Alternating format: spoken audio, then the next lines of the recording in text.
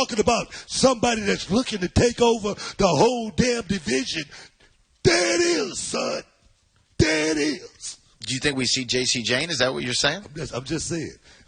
J.C. Jane, a rock star flying all over the world. Why not make one stop in Italy to sell that son of a gun out? How about that? Well, you know what? Cody Rhodes, the WWE champion for now, was on Unsportsmanlike, and he weighed in on this match as well. Let's hear what he had to say, and I want your reaction.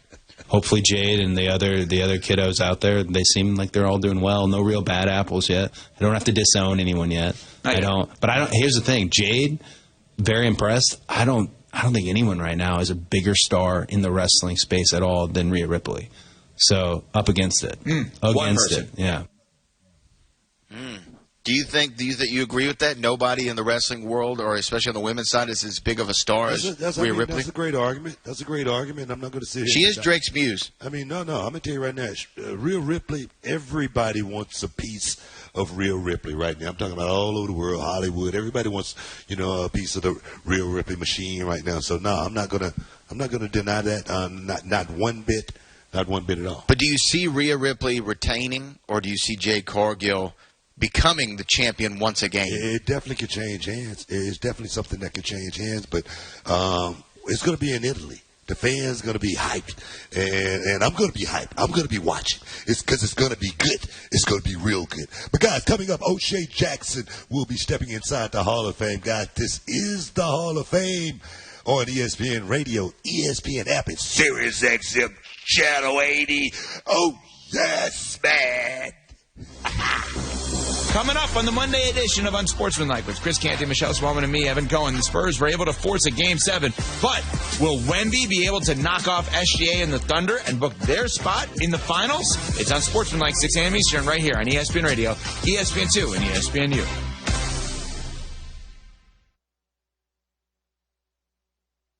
In a contracting business, you're either growing or you're grinding.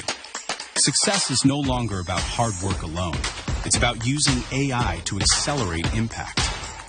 Service Titan is the only integrated intelligence that seamlessly automates your entire workflow, from first call to final invoice. Born in the trades, built for visionaries ready to stop operating and start automating. Service Titan, AI for the trades. Less than 4 in 10 kids aged 6 through 12 are playing sports regularly. 4 in 10 kids? Let it sink in. Just 4 in 10 kids. ESPN is building a nationwide coalition powered by Disney called Take Back Sports, with the purpose of training more coaches, expanding access, and creating community-driven sports programming that puts kids and fun first. We're working on that story. We hope you'll join us. Visit takebacksports.org to learn more. If you work in university maintenance, Grainger considers you an MVP because your playbook ensures your arena is always ready for tip-off.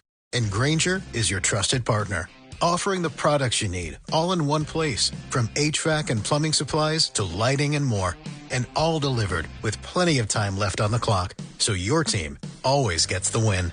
Call 1-800-GRAINGER, visit Grainger.com, or just stop by. Grainger, for the ones who get it done.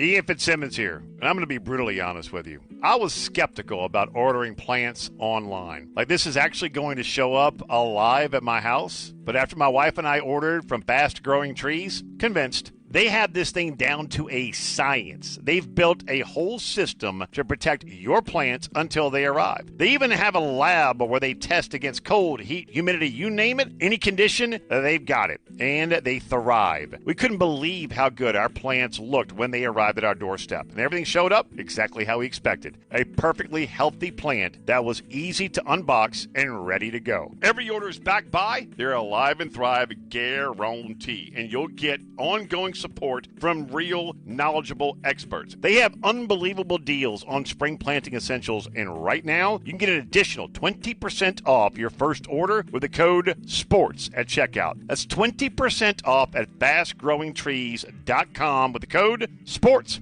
Terms and conditions apply. Again, that's fastgrowingtrees.com, code SPORTS. When energy dips or focus feels off, hydration is often the missing piece. That's where Drip Drop comes in. Drip Drop is doctor-developed, proven fast hydration that helps your body and mind work better. Exactly what the 2026 version of you needs. Using science-based formulas for rapid hydration, Drip Drop helps you feel results fast while delivering 3 times the electrolytes of leading sports drinks. It's trusted by firefighters, medical professionals, and over 90% of top college and pro sports teams because it's engineered to hydrate more effectively than water alone, making it a smart choice for better habits that actually stick. Drip Drop also just dropped Zero Sugar Plus, a breakthrough formula with an advanced blend of 6 key electrolytes, 15 essential vitamins and nutrients, and no sugar or artificial sweeteners. It's the complete package that truly checks all the boxes. Across the board, Drip Drop tastes amazing, with 16 original flavors and 8 Zero Sugar Plus options that fit seamlessly into a daily routine. And flexible subscription options make it easy to stay consistent. Right now, Drip Drop is offering our listeners 20% off your first order. Go to dripdrop.com and use promo code SPORTS. That's dripdrop.com, promo code SPORTS for 20% off. Stock up now at dripdrop.com and use promo code SPORTS. On the ESPN app.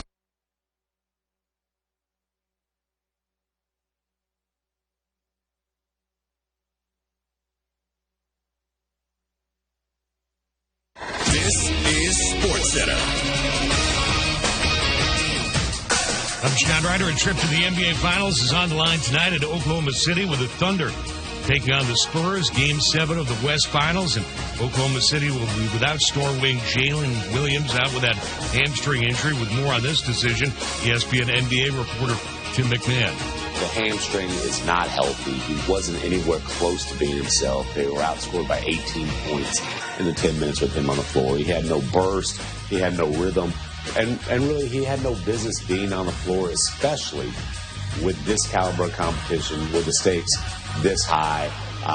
They huddled up, and the determination was made that there was too much risk and no real upside to have Jalen Williams on the floor for Game 7 tonight. And Game 7 of the West Finals between the Thunder and Spurs is right here on ESPN Radio and the ESPN app, with coverage starting at 7:30 Eastern. Breaking NFL news, the Vikings have agreed to terms with Nolan Teasley to be their new general manager. He had been the Seahawks assistant GM. Champions League final in soccer. Paris Saint-Germain and Arsenal are tied at 1 in the 91st minute in Budapest. Arsenal scoring just 6 minutes into the game. Baseball, White Sox first baseman Munetaka Murakami heading to the 10-day injured list with a strained hamstring.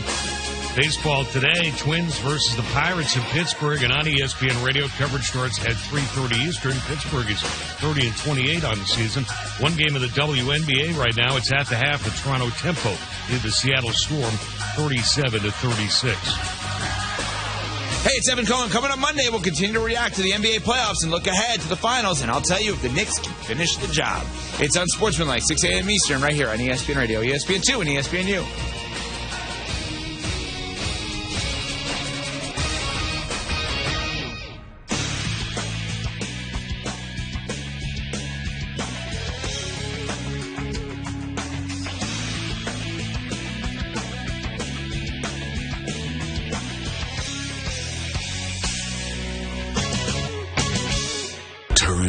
History built this city.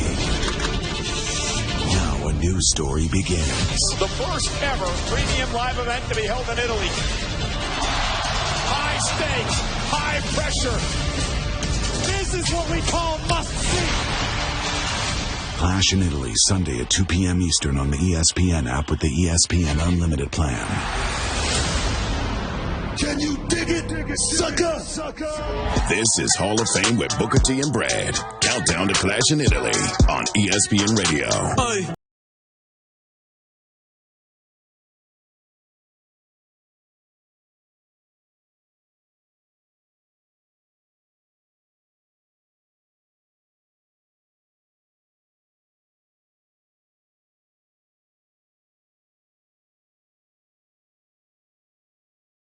Gilmore, and this show is presented by Progressive Insurance. But we got a man. standing in the wing in the queue that I say he could be a producer, man. He could be a director.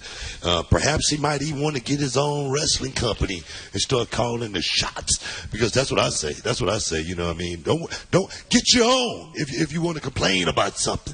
But my man, O'Shea Jackson, actor, no contest wrestling host on the Rich Eisen Show, joining us now, man.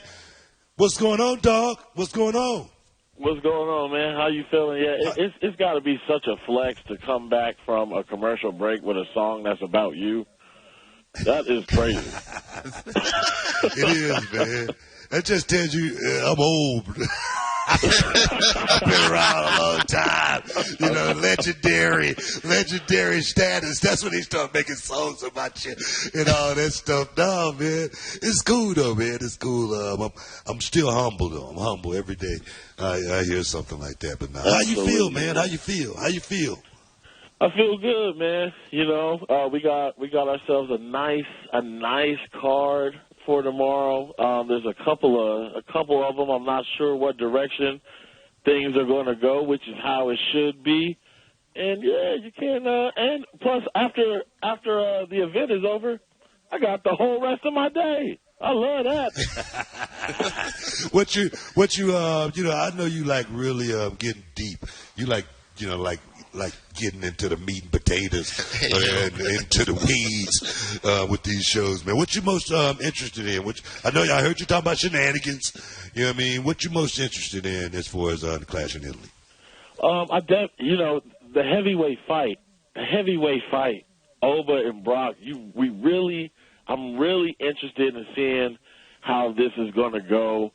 Oba, you got a situation where he might be coming in a little overconfident. Yeah, if I beat somebody up in under 4 minutes, I'm pretty confident, But Brock coming back, you might say much to his chagrin, Oba has to figure out something, And Brock has to remind people about his resume, his pedigree. I wonder if we're going to see more of Brock getting Oba on the ground, seeing some of that wrestling, that we know that his legend has. So that's going to be interesting. And tribal combat, man. Tribal combat. People don't know what that stipulation means, but it can't be good for nobody involved. That's facts. O'Shea, I'm with you. Those are like the top two matches I'm probably looking forward to the most. When you go back to that heavyweight rematch, is this the biggest rematch in modern WWE history? Brock and Oba?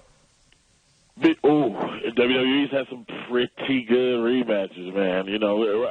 When I hear the rematch, I think about Rock and Hogan going at it that second time. I remember as a kid, I was like, Hogan for sure going to get this one now. But, my man Rock prevailed. And then when I think about Cody's rematch against Roman at WrestleMania 40, but as far as, a non-title, this is up there, man. This is going for who's the dominant alpha around here. And it was such a moment at WrestleMania that as performers, you gotta be thinking, how can we go over that? And so you have to be excited as a fan to see, but it's definitely gonna have that feel, that European crowd. It's gonna be electricity in the air. It's nothing that you want to miss. It's I know who I got my money on, but I can see it going either way. At the end of the day, you can't tease us like that. What do you mean? We're trying to come up. We're trying to do a show here. Come on now. Listen, I got my money on Oba. That's my dog. He's been on the No Contest Wrestling podcast more than anybody. All right, that's our boy. But that Brock Lesnar, when you let a man go home, get healthy, and he's just been sitting around watching you, he got a plan. He plotting on you. So it's up to Oba to see what that is and still prevail. But Brock Lesnar, every time I bet against him, he seems to show back up. And so I'm biting my nails, man. I ain't got much left. So you say you got your money on Oba. So you're not invested in a trilogy or anything with these two guys? Listen, Brock don't stay down. Even if he lost, I would expect him to come back. You got to put the beast in the dirt, man. And obviously, that 4 minutes wasn't enough. We thought the whole moment would have been something to go into the wrestling history books. But Brock not done. And until we see it really be over, you got to make sure you put him down. We saw Cody. Cody had to go up against Brock time and time again before Brock finally admitted defeat. We don't know where this thing could possibly go, but. Now, you know what? I said the exact same thing. I said even if Brock loses, he's not going to go away. It still could be a trilogy. I mean, you got to put me down. yeah. Well, you know what? Let's also talk about the other match that you're really excited about. Jacob Fatu and Roman Reigns, Tribal Combat, World Heavyweight Championship. Is this the time to make the Samoan Werewolf the guy? Is he walking out of Italy with the strap? Now, anybody that know me know I'm a Roman guy. All right? I definitely got a lot of my followers being real ruthless on Twitter during that title reign, that 1,316 days. It's hard for me to go against the Chief, man. I love Jacob Fatu. Jacob Fatu, he's too real for HD. That dude right there is authentically him. And if you can't appreciate that, then I don't know what to tell you. I don't know what type of person you are. But Chief, and also you not only are you going up against Chief, but you've upset the Twins a couple of times, man. I don't know, but we've seen on Raw him go up against all three of them and still prevail. So Roman, I don't know if you need to come out with a silver bullet or a silver glove. You need something for this werewolf, man. But I'm never going to bet against the Chief, man. That's O'Shea Jackson Jr., actor and host of the No Contest Wrestling Podcast. We're talking about Clash of Italy. O'Shea Jackson, didn't it? O'Ea Jackson Jr.? I didn't say Junior. I didn't put the Junior in there. Oh, well, you got to put the Junior or the male go to him. My bad. Yeah. Look here, I'm a realist. Yeah. You know what I mean? I'm a coach. I'm a trainer. I've been doing this thing for a long time. Facts. And I can see when a man is kind of like losing his mojo, losing a step. And I watched Punk versus Roman. And I'm gonna tell you right now, it was one of the perhaps top 5, greatest, WrestleMania matches that we've ever seen. I agree. And I'm gonna tell you right now, when Taker and Shawn Michaels had that match at 25, that was perhaps, top 5, WrestleMania matches of all times as well. Both of those guys was on their way out of the door at that time. You sure you do not see Jacob Fatu? I'm talking about putting Roman Reigns out the door and taking that tribal chief spot. Because for some reason, I can feel it in my bones. I can feel something about to happen. It's about to be a big shift. How you feel about that? I think that's called arthritis book. But go ahead, O'Shea. Listen, Jacob Fatu, you ain't got an arthritis book. Don't let him talk to you like that, man. I'm about to do something to Jacob Fatu, he came on my show and scared me, man. He came on No Contest, and at the end of that interview, I looked at my podcast partner, TJ. I said, hold on now. He said, I didn't bring my kids down here to watch they dad just wrestle Uncle Roman. I brought him down here because I'm winning that title. I looked over at my podcast partner. I said, hold on, this is kind of disrespectful. I don't know how I feel about this right now. And you letting something like that get his get back?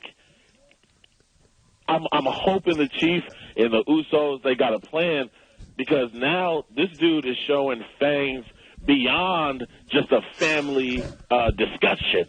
He's the way that he's talking, the way that he's acting, the way that he's moving is a little bit more ruthless than he did prior. So it's going to be something to watch, but the numbers game has always been the thing in wrestling. And I still think Chief has the numbers game. Like I said, Tribal Combat, I don't even know if the Usos are allowed to be there. I don't know what it means officially, but I know it means violence. I agree. Jacob Fatu, he's from the Bay. He's too old for the radio. He's the real deal, and I think he's going to walk out of Italy. I appreciate you, but it sounds like you agree with me. But I appreciate you for stepping inside the Hall of Fame, get your champagne wishes and caviar dreams, bro. Oh, absolutely. And I need to see Sol Ruka get that title, right? Oh, you know what? It could happen. It could happen. We're gonna see. We're gonna see. Yeah, but we appreciate you, bro. Absolutely, man. Anytime you need me, Book, I am there. Hey, man, We appreciate you, O'Shea. O'Shea Jackson Jr. Hey, guys, will there be a new tribal chief crowned in Italy? That's next inside the Hall of Fame on ESPN Radio, ESPN app, and Sirius XM Channel 80. Oh, yes! The ESPN app is your new home for WWE Premium Live events. And to get in the ring, you need the ESPN Unlimited plan. Just head to activate.espn.com, follow the steps to get set up, and boom, the biggest WWE live events, all in one place, anytime, anywhere. Are you ready to make a difference for the environment while helping the visually impaired at the same time? Then donate your vehicle to Heritage for the Blind today by calling 1-800-983-6530. Every donated vehicle will either be properly recycled in an eco-friendly manner or given a new life through reuse. Donating your vehicle is easy. Simply call 1-800-983-6530 and Heritage for the Blind will do the rest. They'll even arrange for your vehicle to be picked up at no cost to you. And for a limited time, when you donate your car, you'll receive a $200 restaurant voucher and a 2-night, 3-day hotel stay at one of 50 locations. Call 1-800-983-6530 right now to schedule your vehicle donation and make a positive impact on the environment while helping others. Heritage for the Blind, where every car donation counts and every person makes a difference. Call 1-800-983-6530 now. This advertisement is paid for by Heritage for the Blind. Summer travel time is almost here, but most families never think about what happens if someone gets sick away from home. Joining us now is Dr. Peter McCullough with a smart way to be prepared before summer begins. Doctor, why does summer create unique health problems for families? Summer brings more issues than people realize. Colds can linger and turn into sinus infections, stomach bugs can ruin vacations, and if someone gets sick while traveling, finding a doctor or pharmacy can be stressful and time-consuming. Most people plan the trip, but they don't plan on what happens if they wake up sick. So what is the smart way for families to prepare? I tell families to think ahead and have a plan. If someone gets sick, that's where an emergency medical kit can help. It includes physician-prescribed medications for common illnesses, so you're not scrambling for care away from home or waiting in an urgent care while everyone else is trying to enjoy their vacation. It's about preparedness and peace of mind. Great advice for summer travel. Dr. McCullough, thank you so much. To learn more, visit urgentcarekit.com. Use the promo code SMALLS to save $45 on your medical emergency kit. Buster Olney here for La Quinta by Wyndham. Summer means travel, and for a lot of people, that includes their four-legged MVP. Mine is a yellow lad named Quinny. But finding a hotel that actually welcomes pets can feel like striking out. At La Quinta by Wyndham, pet-friendly stays are part of the game plan, so you don't have to leave your best travel companion behind. You can bring them along for every inning of the trip, because the road is better when the whole team's together. And when you book at LaQuinta.com, you can earn Wyndham Rewards points on your qualified stays along the way. Tonight, La Quinta. Tomorrow, you shine. Terms and conditions apply.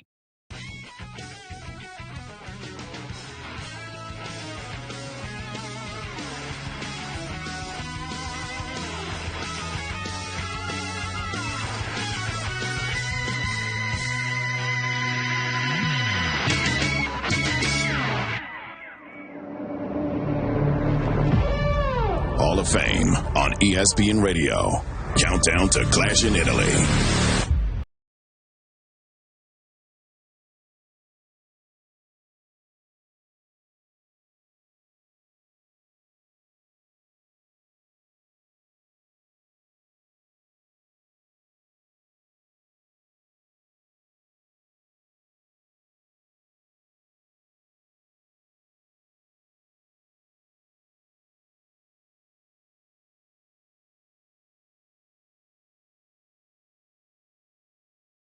I would say business is about to pick up. Yeah, man, I'm talking about tribal combat rules. Jacob Fatu versus the man Roman Reigns himself. What's so funny is, like, you know, when you're in like the wrestling bubble, sometimes you think that everybody knows what you're talking about when you reference something.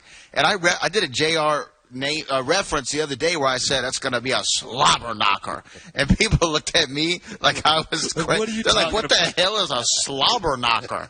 What are you talking? Can you even say that? Is that something bad? Is that a euphemism of something? No, bro, that's a fight. It's a knockdown, drag-out fight." My favorite JR quote was, "That boy there's tougher than a $2 steak."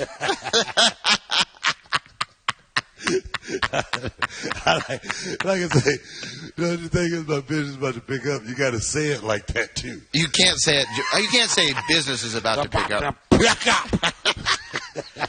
By God Almighty, that man has a family, and we're going to hear all of that. We're going to hear all of that in Tribal Combat. I mean, because that's his kind of match. You know what I mean? Because the family is going to be involved in Tribal Combat. We're talking Jacob Fatu. We're talking Roman Reigns. The tribal chief stands tall again, but we know something about the Samoan werewolf. Up close and personal, we've seen him in action. You know, before he made it to the WWE, we saw him all around reality of wrestling. One of the great matches in Summer Champions history against Ryan Davison. Shout out to the Bear. And you know what? He's going to go out there and try to get the biggest, the biggest title that he possibly can, and that's the World's Heavyweight Championship. And he was on SportsCenter earlier this week, BT, and he was asked about his preparation for Tribal Combat. Here's what he said. Well, see, this is the thing about Tribal Combat. You can't really prepare for a sticky situation like this. When it comes to our bloodline, when it comes to our culture, when it comes to our family, we're the only ones that's able to go within the Tribal Combat and do what we and do what we do. You know, at such a high level, at such a great stake right now. You know, at Clash of Italy, especially going there for the first time. Boom. You see, you can't prepare for something like Tribal Combat. Can't prepare for it. We've only seen, I think, one other Tribal Combat match, and that was WrestleMania 40 in Philadelphia. Cody Rhodes, Roman Reigns, Tribal Combat. And what happened to Roman that night? Roman lost. He lost in Tribal Combat. Actually, Cody Rhodes was on Sportsmanlike. He spoke to that point, Book. I think Roman Reigns versus Jacob Fatu is very interesting. I don't know if I would have made the call to do the Tribal Combat if I'm a Roman Reigns, just because it behooves Jacob Fatu. And you know, sometimes you can feel when it's somebody's night and it's coming, and they're in wrestling. You can make a mistake so easily. I think it might be Jacob Fatu's night coming up, which would really ultimately change the whole dynamic of WWE right now. Roman is world champion. People are loving it, and he's back in a way. So I don't know if I would have taken up Jacob Fatu in a Tribal Combat, but we'll see. So, I mean, I don't know, Book. How do you see this Tribal Combat going? Does it favor? That's the question. Does it favor Jacob Fatu, or does it favor the champion Roman Reigns? You know, I don't look at it as far as it favoring one side or the other or anything like that. I look at it as Jacob Fatu, that Samoan werewolf. I look at it. I look at it as Jacob Fatu looking to take Roman Reigns' spot. That's what it's about at the end of the day, man. This is a major deal for somebody like Jacob Fatu, somebody who came up out the mud. A guy who's been fighting and scratching and clawing to get to this position. I mean, hell, we worked with Jacob Fatu at Reality Wrestling before. I mean, and it seemed like it was just yesterday that this guy couldn't even pay his rent. Yeah. And now he's in a spot to where if he wins this match, this is like winning at Wimbledon. You know, this is like winning a major, you know, in the PGA. You understand what I'm saying? You win this match right here. If Jacob Fatu wins this match, it changes his whole life from this point on. So the stakes are very, very high. So that's the way I look at it. This is Hall of Fame's Countdown to Clash in Italy on ESPN Radio, the all-new ESPN app, Sirius XM Channel 80, and tune in. Booker T, Brad Gilmore. We're talking about Tribal Combat that's going to be going down between Jacob Fatu and Roman Reigns for that championship. You know what, Book? Those guys are going to get beat up. They're going to get banged up. There's going to be all kinds of damage after Tribal Combat, so then you make sure that they're insured. And Hall of Fame is presented by Progressive Insurance. Take the next step forward in your career with great benefits and an award-winning workplace. Apply at careers.progressive.com because they might need to take up, you know, a second job after this. I don't know. They might not be able to wrestle anymore after Tribal Combat. Peter Rosenberg, friend of the show, Rosie. shout out to Peter Rosenberg, who's got a new podcast, by the way. Y'all should check out. But he was on. He was talking on SportsCenter because he is a WWE analyst, host on 880 ESPN NY. He was talking about what does tribal combat mean. Here's what Petey Boy said. No one knows the answer to this. If you try to go find out exactly what tribal combat means, you will see different things. You can't be 100% sure, but you can be sure of one thing. It is going to be incredibly intense. I mean, the fact of the matter is, you know, what we've seen played out on television has been action-packed and exciting, but my favorite thing about it is the fact that this really does tie in to the Samoan culture that these guys share. So you know when it comes to this match and their real-life history that goes back decades, it's going to be incredibly special. It's going to be something to see, Book. It really is going to be something to see. But you know what? That Samoan werewolf, he has a proclamation that he made that he's putting his name on, his reputation on. He's guaranteeing something's going to happen at the Clash in Italy. Here's what he said on SportsCenter.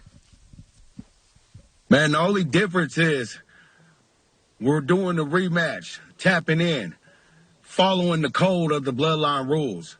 And I'm definitely walking out this time heavyweight champion. Code of the Bloodline rules. Code of the Bloodline rules. What is that? I don't know. See, that's what Peter was talking about. We don't really know what tribal combat is, other than we know it's tribal combat. Somebody need to get me a damn handbook because I want to know what that means. You know what I mean, come on. You know, he's from the Bay, so they have their own way of talking out there. You know what I mean? I don't know exactly what he means. But Code of the Bloodline rules. Oh, all right. Go ahead. but if you had to make like a prediction, you feeling the winds of change or what? Like I say, this is a big moment. And when I reference, you know, stuff like, you know, winning the PGA, like I say, those guys live like kings, man. Those guys live like, all they got to do is win one major, and they exempt. They exempt. You know what I mean? So, for me, if Jacob Fatu wins this match, he's exempt for the rest of his life. He's a major star. He's the guy to beat the guy. Yeah. You know what I mean? That's like the lineal champion. Yeah. You know what I mean? So nah, man, that's the way I see it. Yeah. Oh, man, it's going to be one of those matches that I think when all is said and done, and by the way, we should make note that there is some maybe rumors out there that Jacob's not going to walk in 100%. He might not be 100% come the match. Man, we never walk in 100%. We always walk into a match bruised, battered, and torn. You know what I'm saying? But that's just what it's all about, man. That's what it's all about. But the question is, has Cody Rhodes been a bit too heelish? I want to know. That's coming up next here inside the Hall of Fame on ESPN Radio, ESPN app, and Sirius XM Channel 80. Oh, yeah. Coming up on the Monday edition of Unsportsmanlike with Evan Cohen, Chris Canty, and me, Michelle Smallman. While we rightfully praise Jalen Brunson for getting the Knicks in the finals, I'll tell you the other players who deserve just as much love. It's Unsportsmanlike, 6 a.m. Eastern, right here on ESPN Radio, ESPN2, and ESPNU.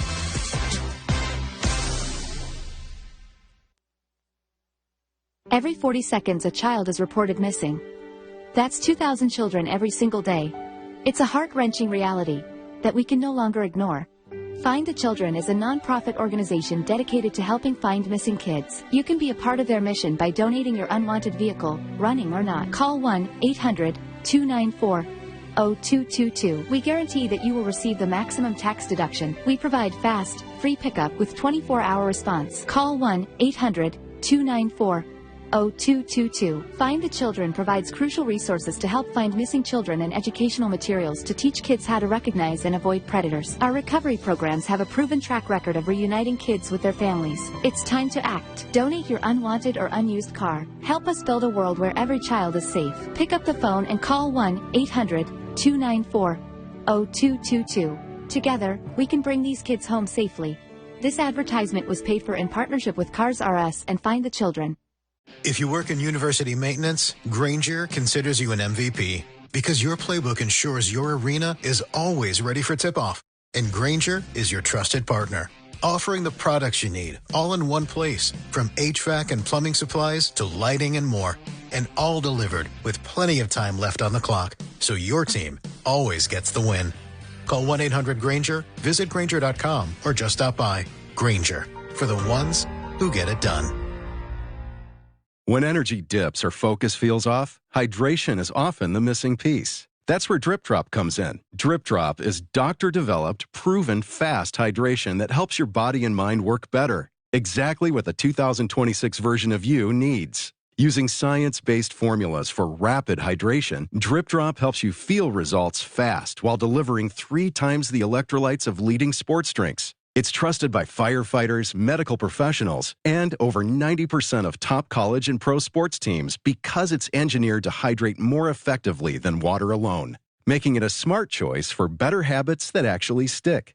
Drip Drop also just dropped Zero Sugar Plus, a breakthrough formula with an advanced blend of 6 key electrolytes, 15 essential vitamins and nutrients, and no sugar or artificial sweeteners. It's the complete package that truly checks all the boxes. Across the board, Drip Drop tastes amazing, with 16 original flavors and 8 Zero Sugar Plus options that fit seamlessly into a daily routine. And flexible subscription options make it easy to stay consistent. Right now, Drip Drop is offering our listeners 20% off your first order. Go to dripdrop.com and use promo code SPORTS. That's dripdrop.com, promo code SPORTS for 20% off. Stock up now at dripdrop.com and use promo code SPORTS.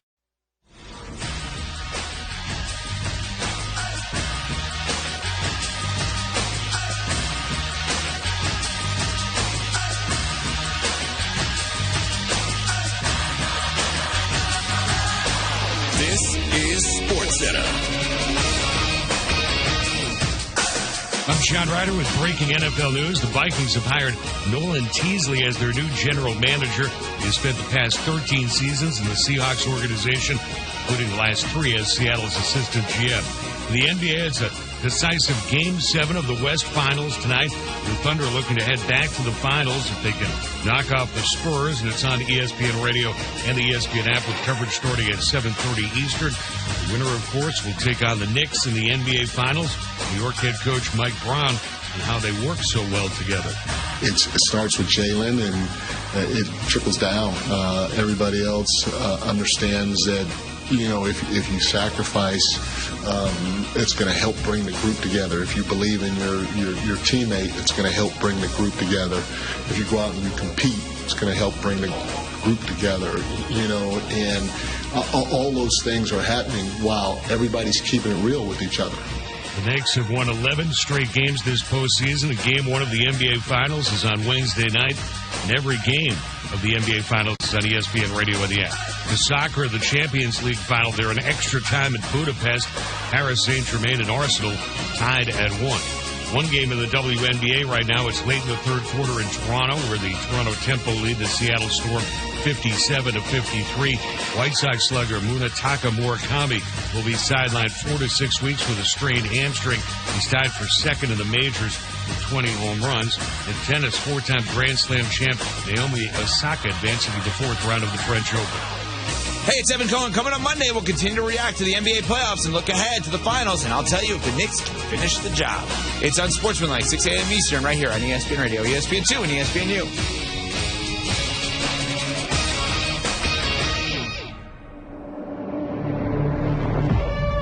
Hall of Fame on ESPN Radio. Countdown to Clash in Italy.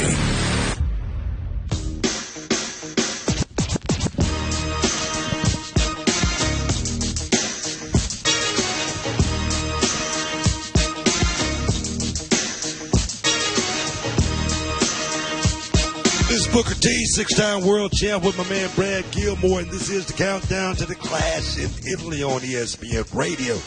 The all-new ESPN app and Sirius XM Channel 80, man. Oh, yes. It's about to get busy. It's going down tomorrow, guys. Do not miss out. Do not get shut out. One match we definitely got to talk about. Mm-hmm. One match we definitely got to talk about. Which one is that? The Prodigal Son made his return to the WWE in grand fashion. Didn't immediately become the champion, but went on to becoming world champion, completing the story, and that is one Cody Rhodes. got to give it up to Cody. Got to give it up for Cody Rhodes, the guy who did it his way, did it the hard way. Really made his star shine brighter by stepping away, going out there and really putting in some work and coming back and being seen as the champion that I always thought this was the Cody Rhodes, the version of Cody Rhodes that I want to see, a guy that's in that top spot, a guy that's, running the plays.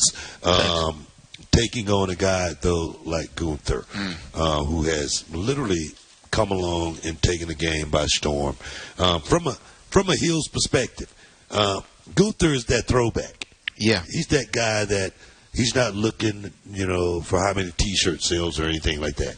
He's about making you a little uncomfortable, just like, say, for instance, when you walk in and just like, say, for instance, at the hotel bar or anywhere, when you walk in and Gunther's there, you feel a little uncomfortable. Yeah. Just because you can tell by the way a man walk, if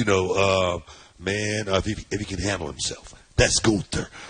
This is going to be a big match in Italy. Cody Rhodes versus Gunther. How you see this going?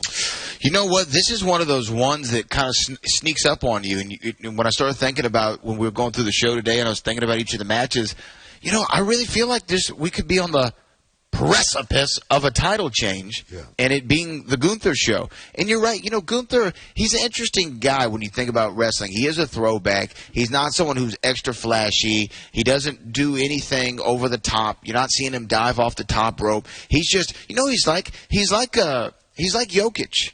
Right? From the Nuggets. He's kind of like, as an NBA comparison, he's like, I'm in the paint. I'm going to get mines. I'm not worried about any of the flash, the pomp, the circumstance. I'm going to go out there. I'm going to win titles. I'm going to be the MVP. I'm going to be the one you can count on. I'm going to be the one who's going to put in the 5-star performance every single time. And that's what Gunther had done. 2025 was the year of Gunther. It really was. When you look back at last year, retiring Goldberg, and then John Cena kicking this year off with AJ Styles. Then he has the match with Seth at WrestleMania. This, to me, though, is the reset. And I feel like Gunther, he's walking out of Italy the WWE champion. I don't see why not. If he does walk out, I'm not going to be surprised. I won't be surprised one bit. I'm not going to be surprised or anything like that. This dude has definitely changed, the way a lot of people look at the game, because like I said, when you look at Gunther, you look at him a certain way. I remember after WrestleMania, one of the Manias, probably last year, I remember coming into the bar, and I remember seeing Gunther sitting there, and he had a nice suit on, and he was having a drink, and he looked like a grown man, like somebody who's this guy? It was like one of those type of deals. Like I say, this is a guy who has definitely stepped into this game.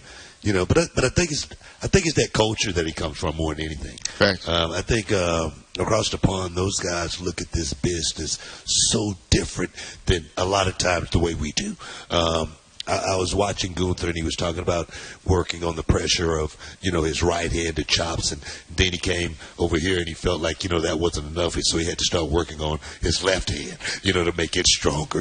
Wow, that's something that's very, very unique for him to actually think about, because most wrestlers just are thinking, I'm going to throw the right because I'm a righty. Exactly. Throw the left because I'm a lefty. Exactly, but Gunther is definitely a guy that's been a highlight in the WWE, as well as I got to give him a lot of credit for getting himself in the best shape that he possibly can to go out there and perform at the top level. And I know a lot of people might say, oh, man, I liked him, when he was heavier. Okay, fine. That's fine.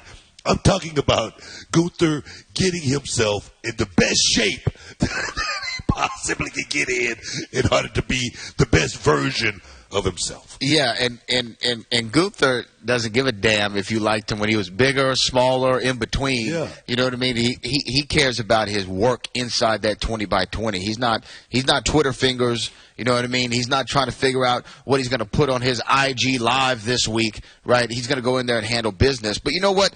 He also had some words for Cody Rhodes on No Contest Wrestling. Shout out to TJ and O'Shea. This is what Gunther was saying about Cody in a response to Cody on No Contest Wrestling. I got 30 minutes here with you. I got requested to do this interview because it's a big match. Of course I do it. It's part of the profession, and I honor it. But obviously, Cody finds some way to get his face inserted into the 30-minute window that I have with you guys. That just speaks about everything I mentioned about Cody, about the attention seeking. Always finds a way to get the spotlight on him. And then secondly, yeah, you know what? I think Cody's right. I'm sitting here because I'm wrestling Cody for the WWE Championship. The difference is, if I would not sit here with you, I would do something else in my life, and I would be very happy and confident with that. The issue is, if Cody is not on those rounds that are so much fun, then he's sitting at home worrying, crying a little bit that he doesn't get the attention that he wants to, that he needs. And this was him responding to what Cody Rhodes said on No Contest Wrestling, on the Rich Eisen show, rather. Here's what he said. Cody. No, I would tell him to enjoy his time with you guys. Enjoy making the media rounds. This is some of the most fun you'll ever have, and he's getting to do that because he's wrestling for the richest prize in our game at Clash in Italy, which in my mind is starting to become one of the big four. And it only continues if he leaves Italy with the title. And as you know, and as O'Shea knows, I am easy to find and I am hard to beat. So if he's to take the title and Clash in Italy, then he can be the one to come back on your show and have it. But I think the way it will go is you'll talk to him. It'll be a great conversation. And then hopefully I'll show up in a few weeks and I'll have the title in tow and it will be a better conversation. And to me, Book, that actually does lead some credence to something that we were talking about earlier in the show with the WWE Hall of Famer from Busted Open Radio, Mark Henry. Mark Henry said, has Cody been a little bit too heelish? Have people been listening to what Cody's been saying? Let's refresh the audience's memory. This is what he said earlier in our first hour. Mark Henry. No, I'm listening to what Cody's saying. On SmackDown, Cody, he basically said he looked down on the Indies. It's been weeks of him saying things. You go back to 3 months ago when he told Nick Aldis, I'm QB1, you work for me. That's heelish.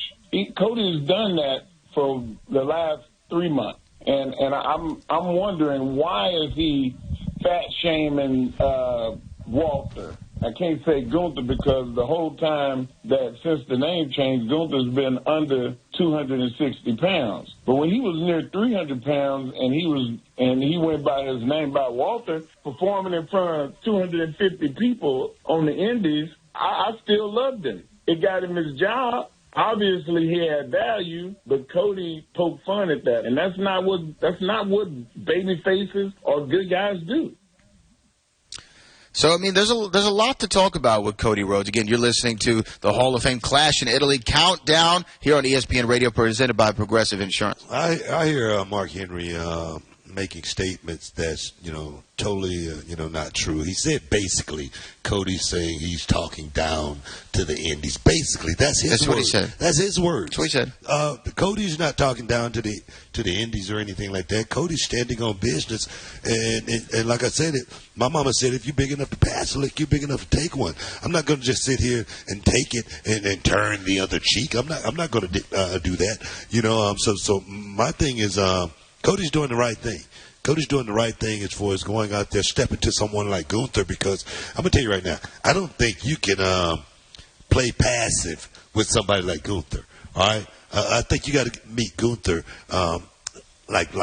front and center, head to head, because he's that type of guy.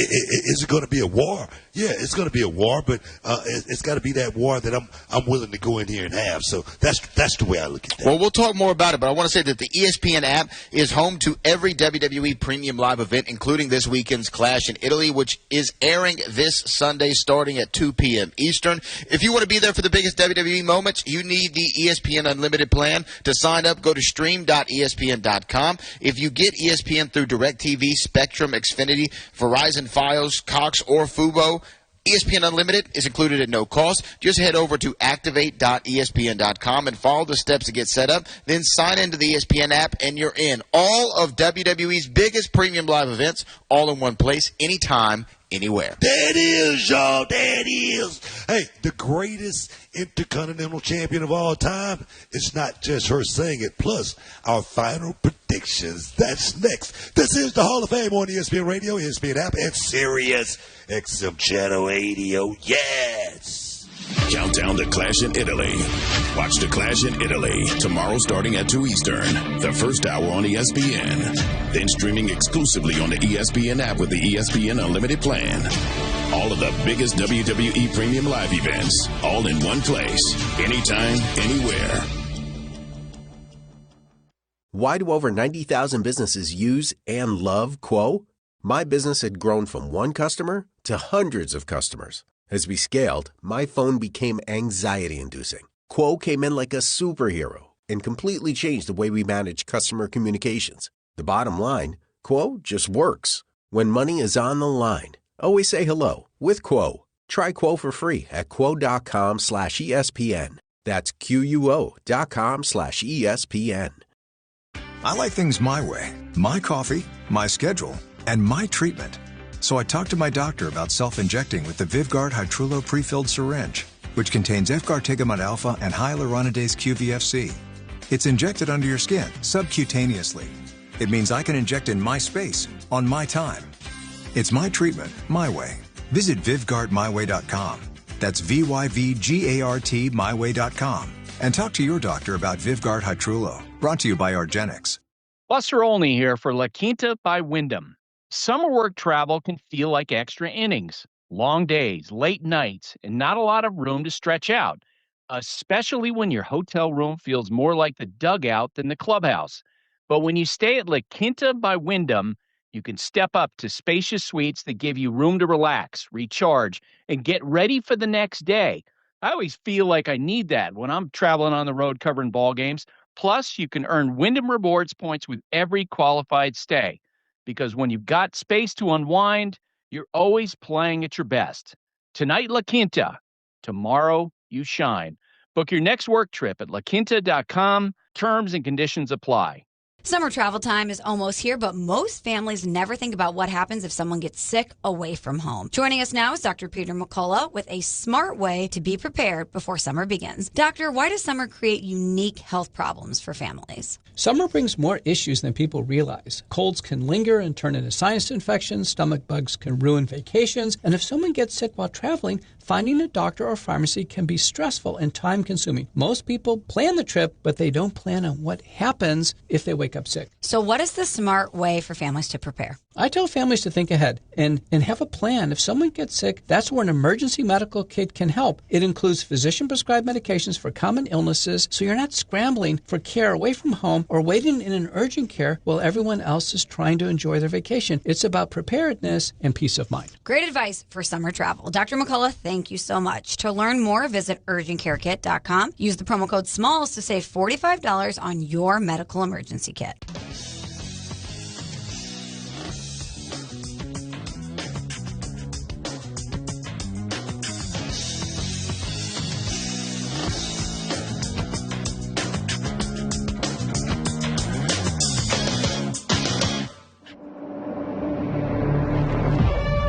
Hall of Fame on ESPN Radio.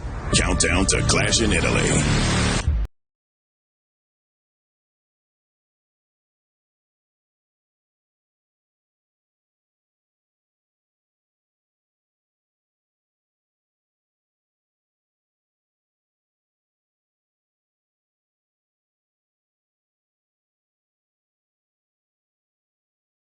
Go to the all-new ESPN app and Sirius XM Channel 80. It's your boy Booker T with Brad Gilmore. We getting close to wrapping this thing up, but we got to talk about one more big match that's going to be going down. And this match has a lot of, ramifications. That's one word I can use. This is a big night. Becky Lynch versus Sol Ruca. This is a big night. Not for Becky Lynch because she's been in this situation so many times. What did you say earlier? Exempt. She's exempt. She's exempt. I mean, she really is. But someone like Sol Ruca, heading into a matchup like this, she haven't had the best start on the main roster. It's been rocky, and the internet would not let up as far as Sol Ruca go. But I backed Sol Ruca this past week as far as being someone who's still learning this business, and she's going to make mistakes. And you have to make mistakes in this business to get to that next level. But let me tell you right now, you cannot make too many mistakes. All right? When you start making too many mistakes, that's when the higher-ups, the powers that be start looking at you a certain way. They got to be able to trust you to go out there in those pivotal situations and be able to figure it out. Sometimes, the play might not be the play that's working, and you might have to call an audible. That's what Sol Ruka is definitely going to have to be able to put herself in that position, and be able to manage that position as well. And I'm going to tell you right now, she cannot have a better person to do it with than Becky Lynch. One of the ones I call a real true general in this business. Someone that's going to take you under their wing and really just hang on. All you got to do is just hang on, and I'll get you there. All right? Just listen and know when I'm giving you the keys and when it's time for you to drive. That's Becky Lynch. So my thing is this match right here has a lot of implications. I think it has a huge amount of implications. And I agree with you. It's more on Sol Ruka. And again, there's, as we alluded to, rumors going around that maybe she's not 100% Sol Ruka. And, we'll find out what actually happens when the bell rings in Clash in Italy. And hopefully that match still goes on and it's still, And just think about this for a minute. With Sol Ruka having gone through what she has already, having a match like this, a marquee matchup like this in Italy at the Clash, and to not coming to a match like that 100%. All right, but knowing I can't miss this show.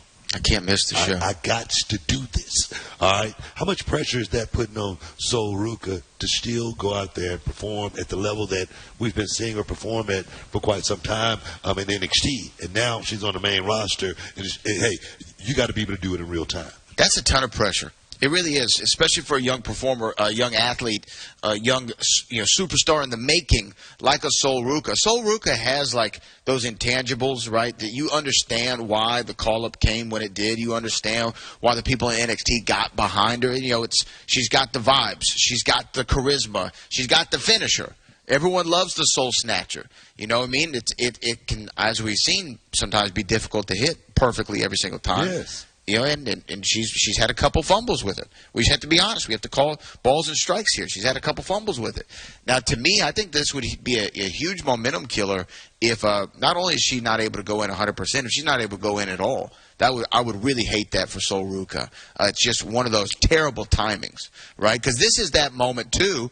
Cody Rhodes calling Clash in Italy one of the big 4 pay-per-views now. Let's go under that assumption. This is one of the 4 biggest shows you can be on in the calendar year for the WWE, and you want to be able to go back there and change the whole conversation, change the narrative. Say, you know what? No, I am ready for this moment. I'm ready for the attention. I'm ready for the spotlight. And I'm going to do it against one of the very best the women's division has ever had in the man Becky Lynch. Big-time Bex. I'm going to show y'all that y'all are out there. All the people who are chirping on socials, y'all are wrong. So I want Sol to have that opportunity. Hopefully that she does. I mean, and even in defeat, like you say before, even in defeat, she can be elevated to the next level. Your loss has got to be better than your wins. All right. I'm not worrying about if Sol Ruka goes out here and loses a match or anything like that. I'm thinking about the performance that Sol Ruka go out and give to the people. Not just give to the people, but get herself back on track. Get that stain, that bad taste out of your mouth, more than anything. And that's what we're always looking for. Man, I got to go out here and, get the people going. I got to go out here and really knock this thing out of the park. Man, this got to be my night. For Sol Ruka, all she has to do is just go out there and do something that we've talked to young wrestlers about all the time, and just slow it down. Just slow it down and execute properly. That's what Sol Ruka needs to do more than anything. And like I say, with Becky Lynch, I'm gonna tell you, ain't nobody better than Becky Lynch as far as being in situation and knowing how to handle that situation. I'm gonna tell you right now, Becky Lynch is gonna do more for Sol Ruka than perhaps anyone has ever done for her in this business to this point.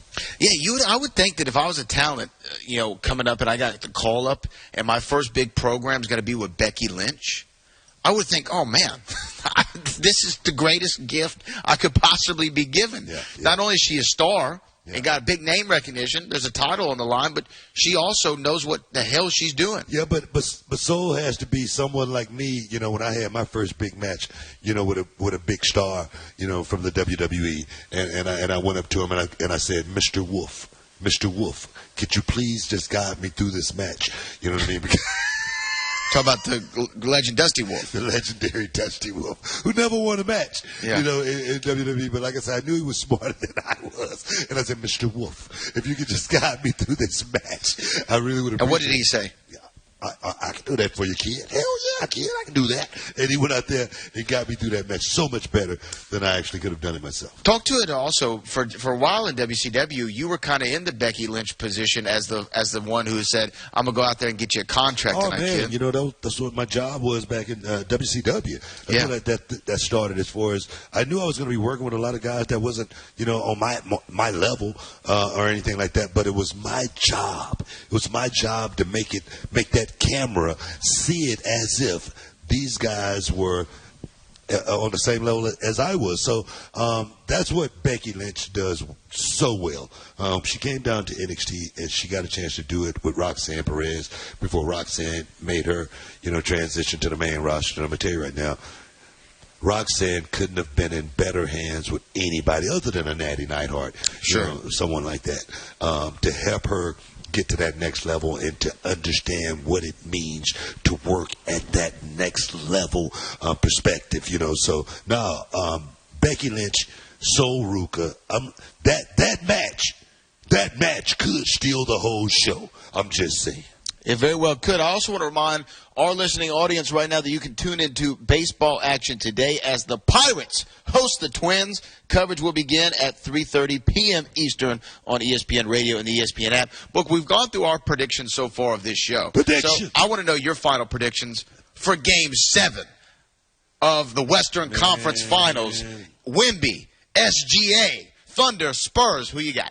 Man, I'm going with the Spurs, man. The Spurs, that boy Wemby is Wemby is special, man. He's a special talent. I've never seen a big man like him in this business.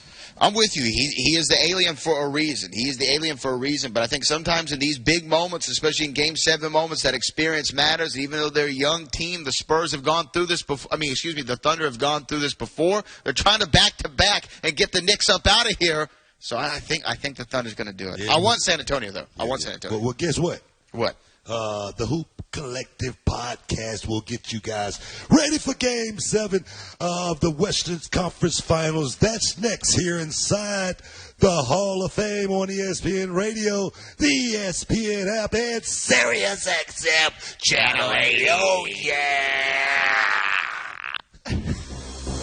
Coming up on the Monday edition of Unsportsmanlike with Chris Canty, Michelle Swallman, and me, Evan Cohen. The Spurs were able to force a Game 7, but will Wemby be able to knock off SGA and the Thunder and book their spot in the finals? It's Unsportsmanlike, 6 a.m. Eastern, right here on ESPN Radio, ESPN2, and ESPNU.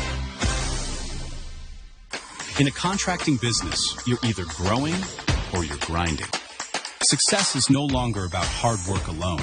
It's about using AI to accelerate impact. Service Titan is the only integrated intelligence that seamlessly automates your entire workflow, from first call to final invoice. Born in the trades, built for visionaries ready to stop operating and start automating. Service Titan, AI for the trades. Less than 4 in 10 kids aged 6 through 12 are playing sports regularly. 4 in 10 kids? Let it sink in.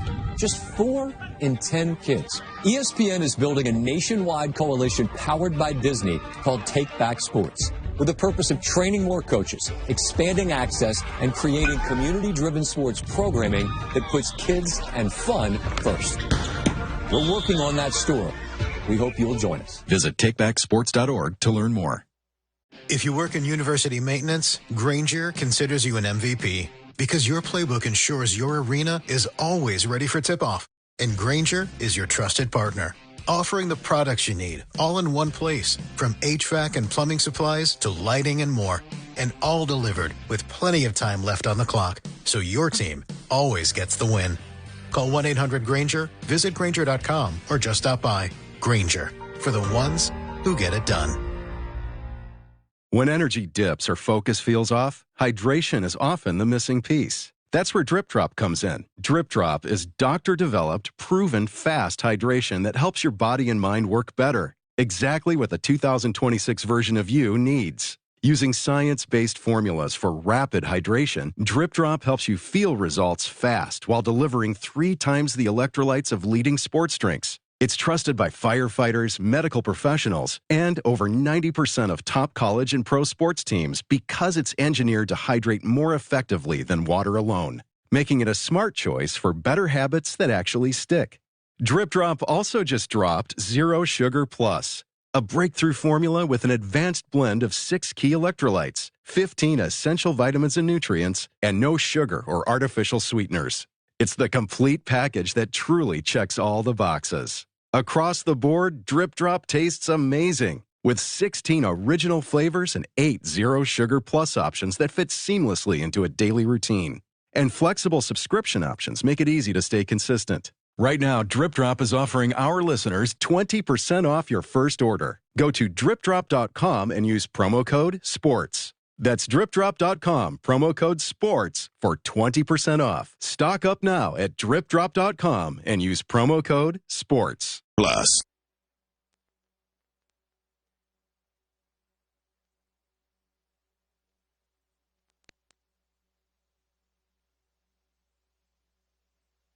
This is Sports Center. I'm John Ryder. We have a decisive Game 7 of the NBA's West Finals tonight at Oklahoma City. The Thunder taking on the Spurs.